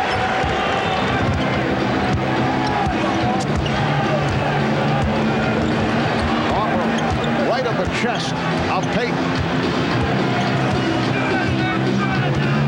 Harper looking for the steal is called for the foul. That's 3 on Ron Harper. Well, the pick and roll play for Seattle has been so effective, or at least it has been throughout the playoffs, with Payton getting very low and Ron Harper working extremely hard, trying to force Payton up higher on the floor, not letting him get down so low. Pippen looking for the steal. Here's Schrepp. Schrepp with the rebound and the bucket. So the follow by Detlef Schrempf. Pippen beating the Suns. Yes! And it comes. The foul committed by Hawkins. Well, Dennis Rodman so aware of what all is going on between those lines. As soon as Schrempf made that layup, he got the ball quickly out of the net and fired a perfect football touchdown pass to Scottie Pippen, who actually caught that thing with one hand and almost pounded for a second to gather himself and finish off that play. Matt, compare that play and the fact that it took about 2 seconds to complete with Seattle's previous possession when they're dribbling the ball with Payton the whole time, maybe 20 dribbles, and then Detlef Schrempf having to get to the offensive glass to finally get a score. And Pippen now 7 of 7 at the line. He has 14 points in all. Bulls have opened up an 8-point lead with 3 minutes gone by in the third. Schrempf rebounded by Kukoc. And a foul on Payton. That is his second. And another poor possession by the Seattle Supersonics, taking so long to get involved in their offense. With 7 seconds on the shot clock, finally Schrempf looked up and just launched a jumper.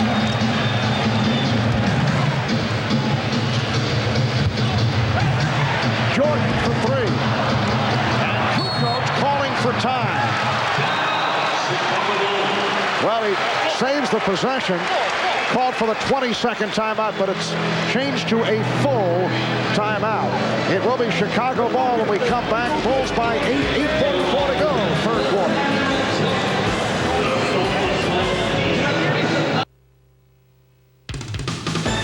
The NBA on NBC is brought to you by Jeep, makers of the new award-winning Jeep Grand Cherokee. By AT&T, Centennial Olympic Games partner. And by Reebok. Are you prepared to say, "This is my planet"? We welcome you back to the United Center in Chicago with 8:44 to go in the third quarter. Well, NBA Commissioner David Stern always likes to bring a favorite player to the game just to kind of shoot the breeze. He's picked a pretty fair athlete by the name of Bill Russell. 13 years, 11 championships for Bill Russell. Let's check in with Hannah Storm. Hannah? Marv, the Sonics will be without their all-time steals leader for the rest of this game and maybe the series. Nate McMillan telling me he's just in too much pain because of the back injury. To go for the rest of the day is going to make a determination tomorrow whether or not he'll sit out the rest of the series. Marv? All right, thank you, Hannah. Dennis Rodman with his first field goal. Bulls open up a 10-point lead, so Nate McMillan gave it a shot. Played 6 minutes in the first half, did not attempt a field goal. Payton with a pretty move going glass, and the Bulls now lead 64-56. George Karl was hopeful that Nate would be able to play through the bad back, but you just heard the report. That's a major loss, and also with Brickowski already ejected. Pippen from downtown. Seattle is struggling right now and on the verge of being in serious trouble. And Scottie Pippen with 17 points. Kemp draws the foul.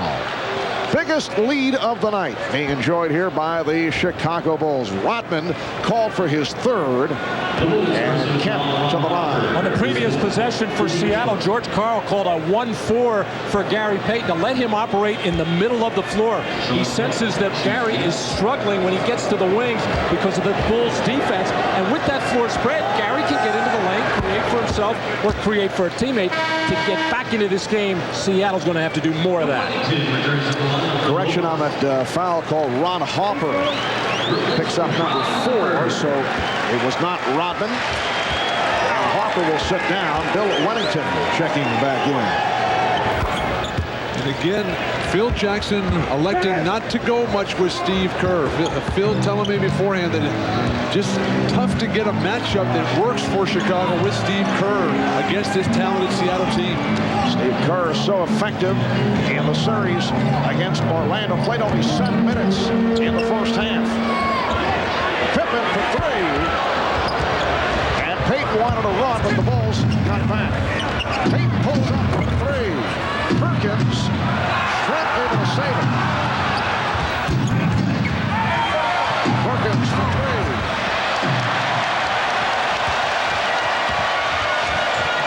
Jordan for 3. And back comes Perkins.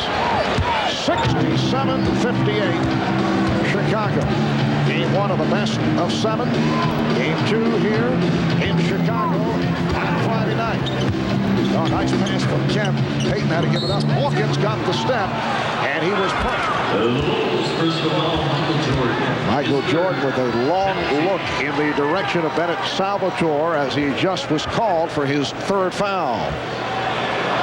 Now Michael Jordan now has the assignment of guarding Gary Payton with Ron Harper sitting on the bench with 4 fouls. Everybody anticipated this matchup going both ways when you have the top scorer in the league in Michael Jordan and the Defensive Player of the Year in Gary Payton, but they have not seen that much of each other so far. And that the 15th foul on the Bulls, so the Sonics at the line. It has been a foul-filled game, 30 called in all. In the first half, 22 in the second quarter, a quarter that also saw Frank Brickowski ejected, hit with consecutive technicals following a flagrant. One of the ways, though, that Seattle can work their way back into this game is by getting to the foul line. They've only taken 10 or 11 foul shots in the game. This is not a team, Seattle, that's shown a great ability to come from far behind. Nice pass from Kukoc. And Rodman has 5 points. Bulls lead by 9. 6.5 remaining in the 3rd. Battle between Kemp and Rodman down low. Stay right here, says Bennett Salvatore, as the foul is called. It's on Rodman. That is his 3rd. And a good battle it was for a long stretch of time. Both players working very hard for position. And I think a good job of officiating, letting the big men bang around in there until finally the little touch foul is called. Well, Kemp is now 9 of 11 at the line. This a Seattle team that went 64-18 in the regular season, best record in the West, winningest team in the history of the Sonics franchise. In the playoffs, beat Sacramento, then swept Houston in 4, beat Utah, that terrific 7-game series. And for the Sonics, their first trip to the NBA Finals since they won the championship back in 1979, a team that featured Gus Williams and Dennis Johnson and Jack Sikma, Fred Downtown, Brown, Paul Silas, team coached by Lenny Wilkins, it seems, in a previous life. Kukoc off the good lead pass, and the Bulls now lead by 9. Beautiful feed by Dennis Rodman on penetration. He is becoming an offensive force again.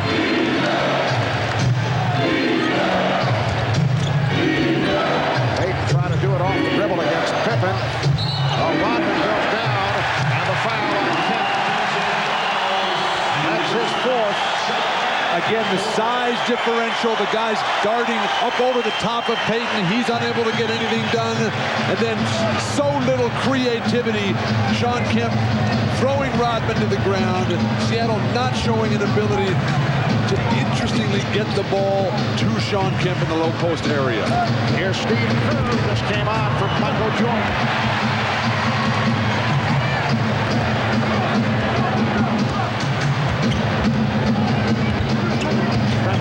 Close the baseline on Kukoc. Mismatch with Pippen against Payton. And Payton able to get to it on the scramble. The way that Chicago Payton give it up and have Kemp bring the ball up.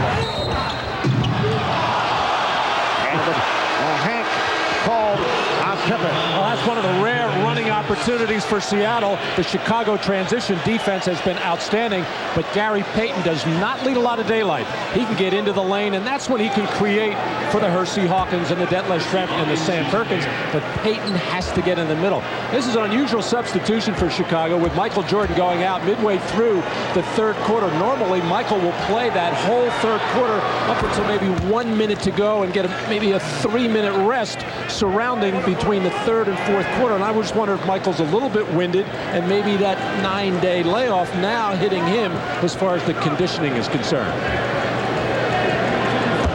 Jordan 6 of 15, 20 points in all.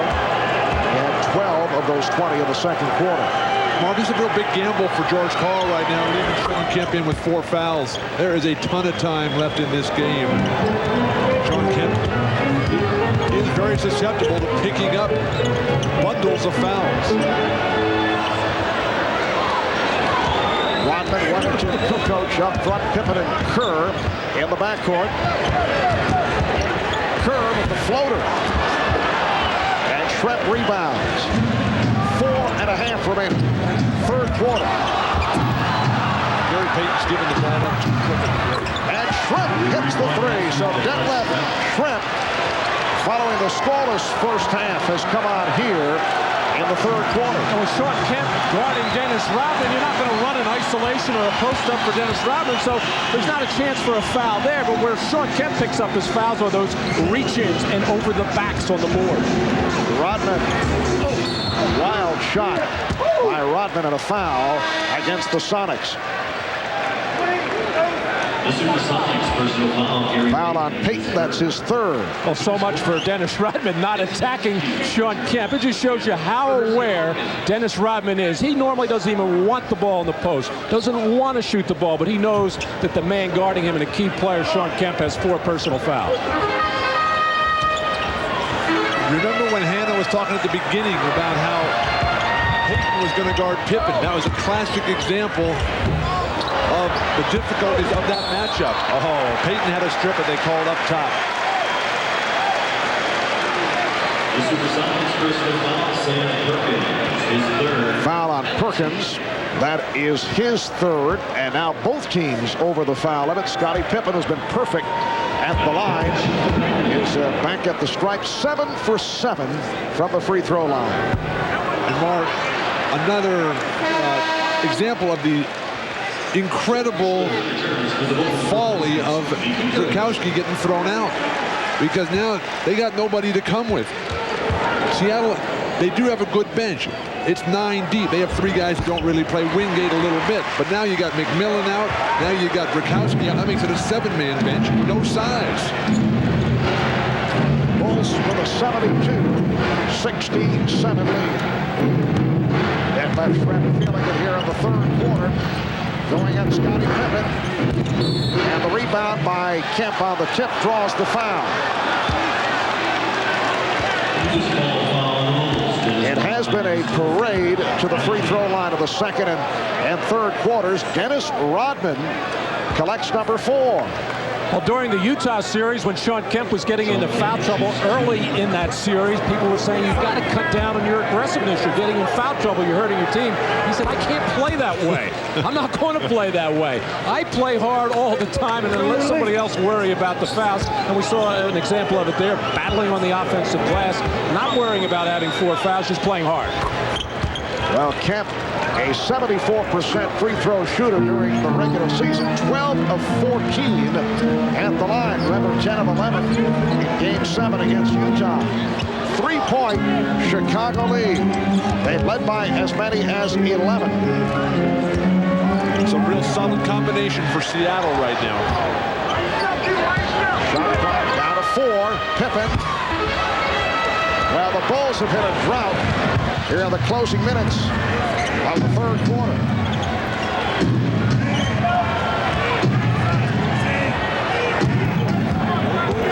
On the post play from the perimeter guys. But Shawn Kemp, a able to hit over Dennis Rodman, and Kemp has taken over this quarter. He now has 28 points in all. He's brought the Sonics within one. Shaky offensive lineup for Chicago right now. Pippen, the only creator. And Scottie Pippen knocks down the three.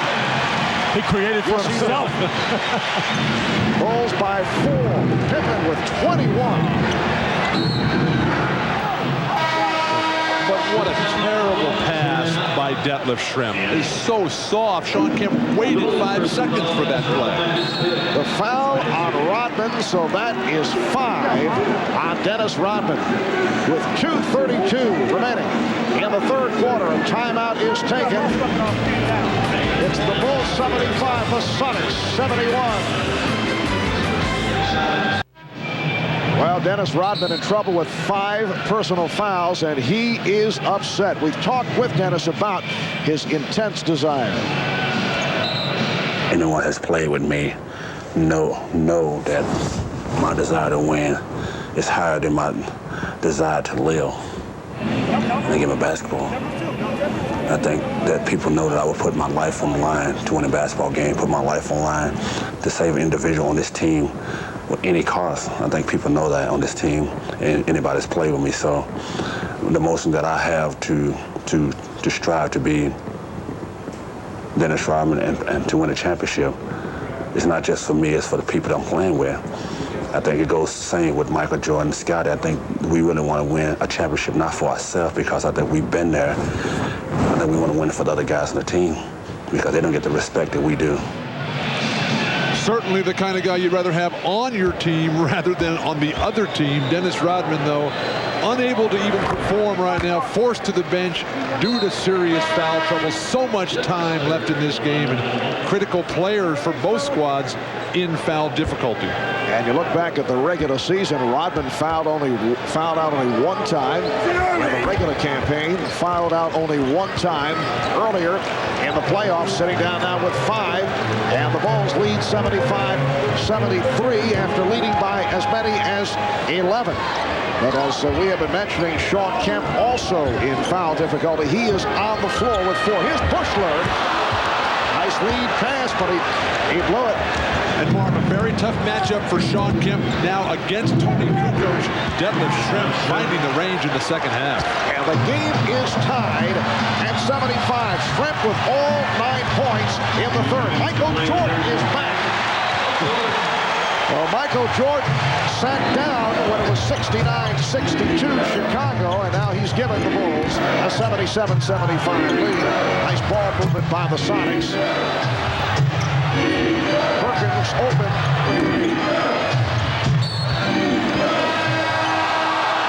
And Jordan appealing the call. Well, Michael has been perimeter-minded all night as soon as he realized the double team was going to come so quickly in that first quarter, and he just has too much quickness for Detief Schremm to keep him from getting into the lane. Jordan felt that that ball was last touched by the Sonics. Rejection by Pippen. He was upset with that last call, but Pippen able to come up with the block. Bulls with the ball. They're up by 2 with 1:25 remaining in the third quarter. Now this is a mismatch here.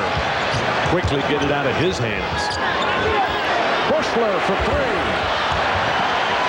Kukoc with the save. Buechler was shot well during the playoffs, not shooting well here tonight. Wennington. Bill Wennington with his first field goal.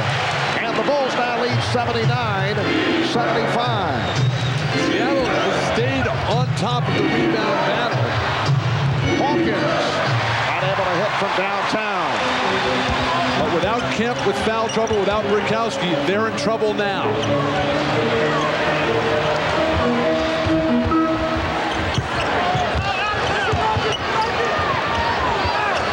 Shot clock at 7.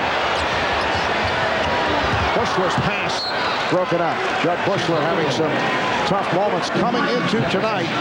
He had hit 6 of 8 from the field in the series against Orlando.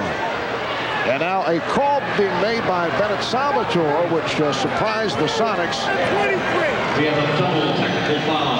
A double technical on Michael Jordan and Gary Payton.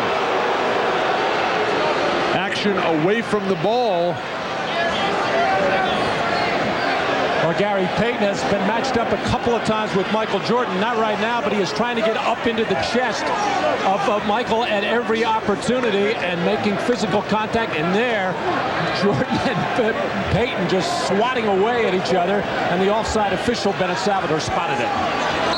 That's just good aggressive basketball. All that contact down in the chest area, certainly within the realm of sportsmanship. And Buechler Schrempf. 20 seconds remaining in the third.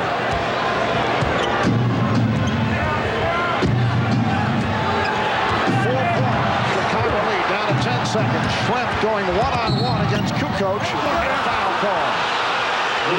So that will put Schrempf at the line for 2.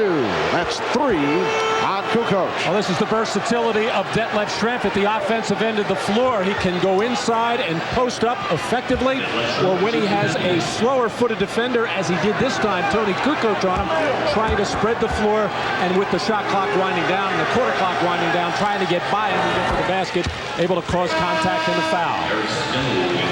Steve Kerr checking back in. And the rookie from Michigan State, Eric Snow, who has seen very limited action, coming on here for the first time. So George Karl going deep into what is now a depleted bench with the departure of Frank Brickowski and Nate McMillan not available. And they're giving Gary Payton a very long rest right now. 7.8 seconds left in the third quarter. Gary Payton played all 24 minutes in that first half. Eric Snow, a second-round pick of Milwaukee, and then traded to Seattle on the day of the draft. 2-point Chicago lead. Final seconds of the third. Buechler for 3. So Judd Buechler going 0 for 4 in the third quarter. Shawn Kemp pivotal in leading the Sonics back. After 3, the Bulls 79, Sonics 77. Kemp with 30 points in all. They've come from 11 down, trailing by only 2 as we head to the fourth. We'll be back after this from your local station. You're watching the NBA on NBC. Copyrighted telecast of the National Basketball Association may not be retransmitted, reproduced, or rebroadcast without the express written consent of the NBA. Well, for those of you with computers, you can go online right now on finals.com and interact with NBC's own Steve Snapper Jones. You can send Steve your questions and comments about tonight's game right now during the game and during every game for the rest of the finals. He'll be providing game commentary, answering as many of your questions as possible. Apparently, the NBA Finals.com headquarters all the way upstairs. I would think it's an effort to keep Steve as far away as possible from Bill Walton. I'm sure Steve is up there criticizing everything I've said tonight. Oh, now, that's one point of view, isn't it? Detief Schrempf has worked his way back into this game with a terrific third quarter. Oh, beautiful tip by Wennington to start the fourth quarter. The Bulls lead 81-77. Phil Jackson desperately looking for some help from that bench, getting nothing from Steve Kerr and Judd Buechler, only Toni Kukoc, and now Bill Wennington with 4 points. Gary Payton. And a loose ball foul. Foul on the Sonics. It is on Askew. That is his third. Kukoc forces a shot over 2 guys, but that just opens up. That's Chicago Bull basketball. You force a double team. If you don't double team, you get burned by the one guy. And here's one guy you have to double team. Kukoc with a gorgeous move. Spinning his way, and it leads to a timeout. George Karl wants to talk it over.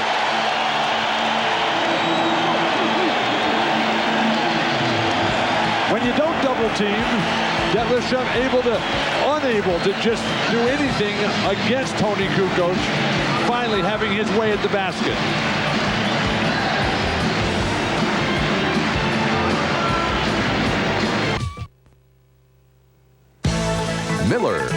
great taste runs in the family, brings you Miller Moments.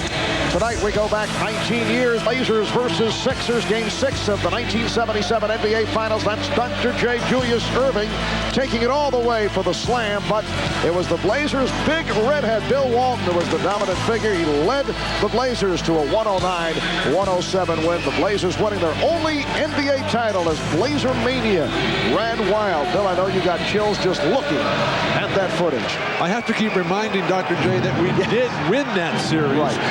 They always love to run the highlights of him throwing down the dunks, but the Blazers did win. Several of the principals on hand. Julius said, let's play it again right now. And I did make a shot in that series that was not a layup. In recognition of that moment, the Miller Brewing Company will donate $1,000 to the Thurgood Marshall Scholarship Fund. 1-4-second violation. And it should be pointed out that the big redhead was named Finals Most Valuable Player. And deservedly so. And George Karl was telling me this morning he is more concerned about how his team is going to be able to score in the series. He feels that the defense will hold up. Well, at this particular time, both are failing him right now. And Hannah's been reporting regularly during those timeouts how George Karl has been lambasting his team for their lack of aggressiveness and assertiveness. They're not competing right now. And with all those things going wrong for Seattle, they only trail by 6 points, still well in the hunt. Kukoc. A three for Toni Kukoc, who has had a big game off the bench. He now has 11. Seattle's got some real serious matchup problems. Deadlift Schhrempf can't guard anybody, and Shawn Kemp cannot guard Toni Kukoc on the perimeter. Perkins for three. But the Sonics hang in, down by 6. 9.5 remaining. In the fourth quarter, Schhrempf getting set to make his return. Seattle had missed its previous 5 shots before that jumper by Perkins. Kukoc. A potential 4-point play. Well, Hannah Storm told us in the last timeout that George Karl warned his team Michael Jordan is going to take over. Well, right now, it's Toni Kukoc taking over. 2 3-pointers, and a little while ago, a beautiful move inside, but Toni Kukoc is feeling it. His jumper has been absent throughout the whole playoff. 3 for 36 coming into this one, and maybe this 9-day layoff, Toni Kukoc found his jumper.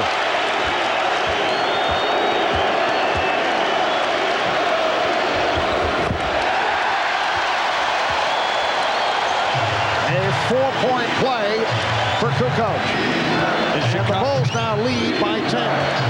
And Chicago continues to make it so difficult for Payton and Seattle to get into anything early in their offense. Michael Jordan battling to come up with the rebound. 3 minutes gone by in the fourth. Looks like the Bulls want to get the ball to Kukoc, the man with the hot hands. Well, Jordan tried to get it down low, intended for Pippen.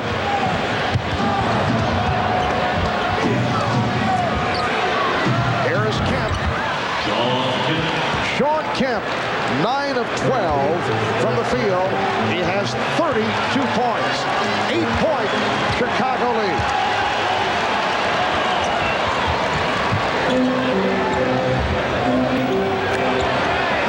Longley getting position on Perkins. Shot clock down to 5. Longley. Harper with a nice rebound. Seattle standing around watching. Oh, nice play by Payton, and he's fouled by Pippen. That is 2 on Pippen.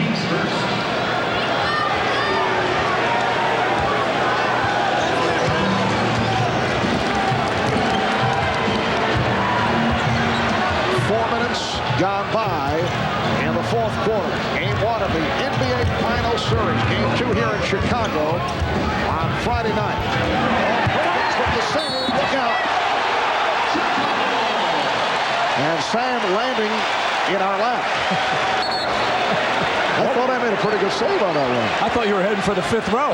No, that was my way of protecting Sam Perkins. Here's another look.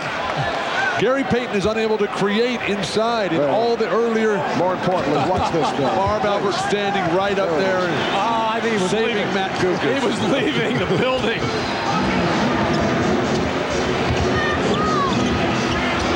Kukoc with the crowd looking for the foul on Schrempf. And that will put Kukoc back at the line.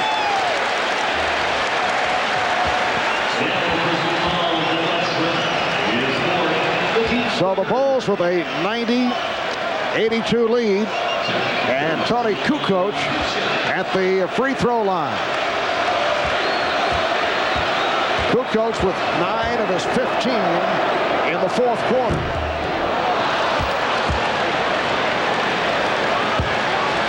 The Chicago Bulls going 72-10 in the regular season, best record in the history of the NBA in the playoffs. They swept Miami in 3, beat the Knicks in 5 in a tough series, swept Orlando in 4, and now gunning for their 4th NBA title in 6 seasons. But a long way to go. This is only game number 1. The steal by Harper.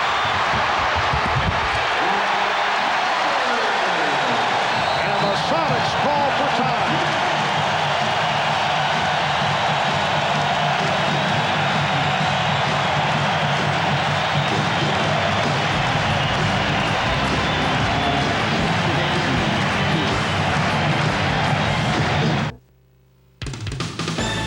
The NBA on NBC is brought to you by Oldsmobile, by Prudential, live well, make a plan, be your own rock, and by New Miller Beer, the brand new beer from Miller with big flavor that goes down easy.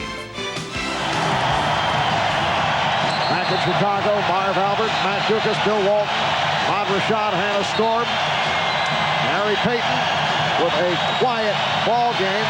Michael Jordan, a quiet second half. Now look at the overall numbers. Well, Gary Payton has to wear 3 hats for this Seattle team. He has to score himself, he has to create for his teammates, and he has to be the catalyst defensively, and he really hasn't done the defensive job so far in this one. What he has to do most of all is get some offense going for himself and put some pressure on this Chicago Bulls defense. Careless play once again by Seattle. And Pippen with the steal. Bulls with a 93-82 lead, breaking it open once again here in the 4th quarter. Luke Longley rebounded by Scottie Pippen. Pippen with 3 steals. You saw the numbers on Michael Jordan has been quiet in the second half. Kukoc and Harper keeps it alive. But the rest of the Bulls have done it. Scottie Pippen has turned it around in the second half. Toni Kukoc with a terrific job off the bench. Perkins stealing from Jordan. And you know, though Sam does not show it, that's one of his career highlights. We'll never let him forget that. Oh, that's one that will be shown time and time again. Nice move, Gary Payton with 9 points, and the Bulls now lead 93-84. And that's the post move that Gary Payton was so successful against John Stockton and the Utah Jazz, but against the taller guards of Chicago, unable to get down there as much as I'm sure he'd like to. Just under 6 minutes remaining in the 4th. Oh, picked off by Kemp, and here's Payton. Well, Longley had that pass telegraphed, and Phil Jackson is very upset. Well, Chicago has been so sharp with the basketball throughout this ballgame, taking care of it. 6'11", Sam Perkins taking it away from the best player on the planet, Michael Jordan. And there's that post move by Gary Payton, and then Luke Longley just throwing a terrible pass as Gary Payton will finish off this play from Shawn Kemp.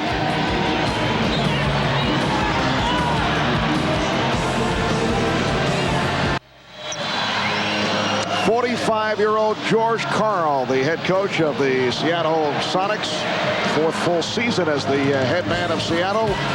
Friday in prime time at 9 p.m. Eastern. It'll be game 2 of the NBA Finals. We'll be back here at the United Center as the Sonics go up against the Bulls once again. That'll be Friday at 9 Eastern, 6 p.m. Pacific, right here on NBC. Michael Jordan very quiet in his second half. Only 4 of his 22 points coming in this second half. Open look for Harper, but gave it up. And as Rodman back on the floor playing with 5 fouls. But the Bulls now lead 95-86. And we see that special ball movement that the Bulls have been so noted for all season. Kukoc and Rodman, vice versa. Everybody getting involved right now. Gary Payton just can't finish at the basket area. Too much size, too much athletic ability for Chicago. Kukoc from Jordan. 18 for Toni Kukoc. And that's a big reason why Michael has not had to assert himself offensively. Toni Kukoc has picked it up. 12 of his 18 here in the fourth. Harper has had an outstanding night with the steal. And again, George Karl wants to talk it over.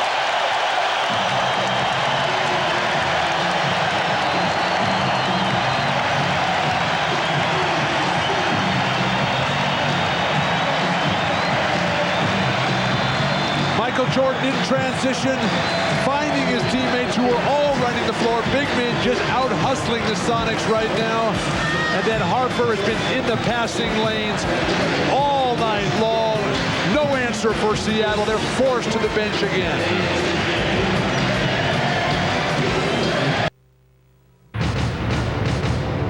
We said at the start it was important for Shawn Kemp and Michael Jordan to get their respective teams off to a good start, and they did just that. Kemp led the Sonics with 18 first-half points. In a close battle, Jordan had 18 of his own, and the Bulls led by 5 at the half. Third quarter, more Kemp, 12 more points for game-high 30 after 3, but in the fourth, Rod Harper and Toni Kukoc combining. Rod Harper with a terrific game. 15 points, 7 assists, and Toni Kukoc with 12 of his 18 in the fourth. One of the toughest things for Seattle is that they don't move when they don't have the ball. Last touch by Longley, trying to save it. Well, the Bulls have taken over in the fourth quarter. They have outscored Seattle 20-9, and Jordan and Pippen have not scored here in the fourth quarter. Chicago 8 of 12 from the field in this fourth quarter, and the foul on Pippen is third. Well, Michael Jordan is going to do what he has to do. In the first half, as his teammates were a little slow to get involved, other than Luke Longley and Scottie Pippen, Michael carried the ball. Here in the second half, with Kukoc taking care of things and Rod Harper having a sparkling game, Michael is just standing by if needed. Hawkins, and Kemp gets it back. Now Kemp from deep. Jordan with the rebound. Well, the scary thing for Seattle is that Jordan, after a relatively quiet game, that's usually when he comes back and plays his absolute best. Remember, after a quiet game 3 against Orlando, comes back with 45 in the closer. Oh, nice move by Luke Longley. 14. That is a playoff career high. Crowd reacting. It'll be 19 on the shot clock for Seattle. Longley gets a good block, but Gary Payton gives up the ball too early, hangs his teammates out to dry. Charge called on Payton. That's his fourth, and it's all going wrong now for the Sonics. Well, Seattle with 10 turnovers in the first half started to take better care of the ball throughout the third quarter, but now a rash of turnovers for Seattle. Well, so much for the 9-day layoff and the concerns of Phil Jackson and the Chicago Bulls. They have their biggest lead of the night. They're up by 15.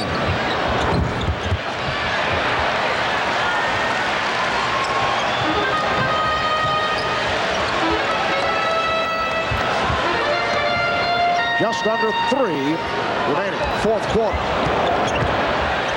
open shot for Harper, but came up with air. And here is Payton. So the Bulls now lead 101-88. Very difficult for Seattle to come back against this kind of lead. They don't have really anybody right now who's able to take the game over completely. Now, Shawn Kemp has been hot throughout, but they haven't been able to capitalize on that. And Gary Payton has struggled offensively. Oh, Michael Jordan with a high arcing jump shot, and that had something to say to the Seattle bench. Looked right down at Vincent. Askew said, "I'm pretty good." Yes. And we are down to 2 minutes remaining in the fourth. Scottie Pippen has had an outstanding game. Not gigantic numbers in every area. Terrific defense on Detief Schrempf, clogging the lane, making the plays when needed. A solid performance from Scottie Pippen. Longley. Oh, look out. Rodman just went down. Joe Crawford taking a long look.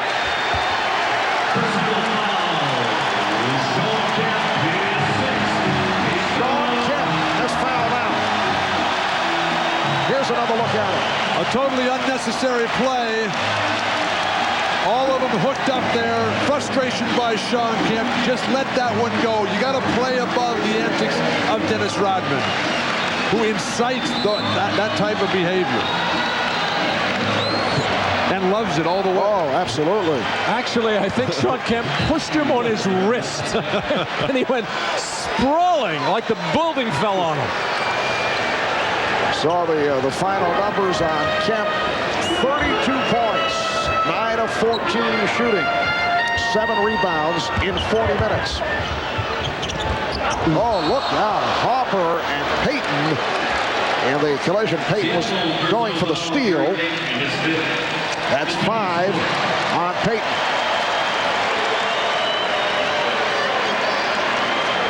Gary Payton shooting the gap on the weak side. A violent collision. These are two of the toughest guys you'll ever come across. Fortunately, they're both okay. One of the biggest questions for George Karl is going to be, who's he going to have Detief Schrempf guard for the rest of this series? Because they have attacked his man every time. Jordan. And he'll go to the line.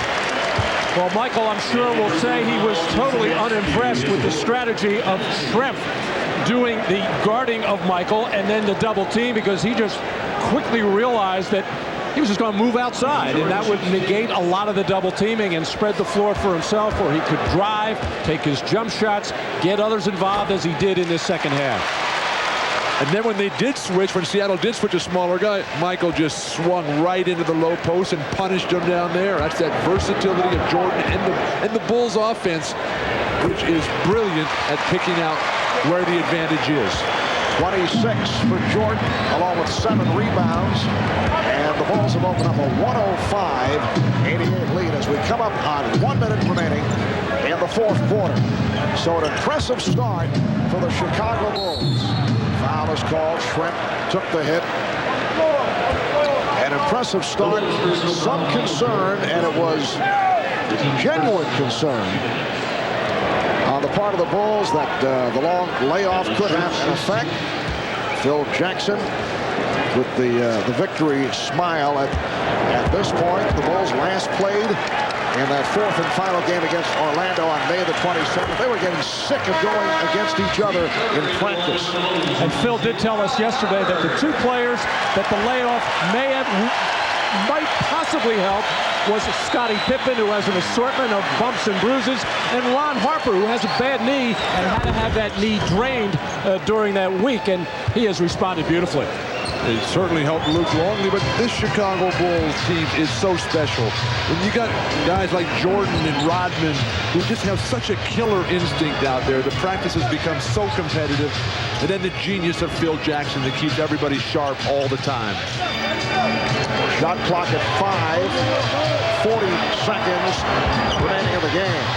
Jordan, yes, in dramatic fashion. That's just an impossible matchup for Detief Schrempf, who doesn't have the foot speed to challenge Jordan. Askew. That was a 3-point attempt. We are down to 25 seconds remaining. The like Pippen got a piece of it. And the Bulls now hearing it from the crowd. They're on their feet at the United Center. Michael Jordan with 28 points. Scottie Pippen with 21. Toni Kukoc with 18. Ron Harper 15. Luke Longley 14. Shawn Kemp leading the Sonics with 32. And the Bulls have won Game 1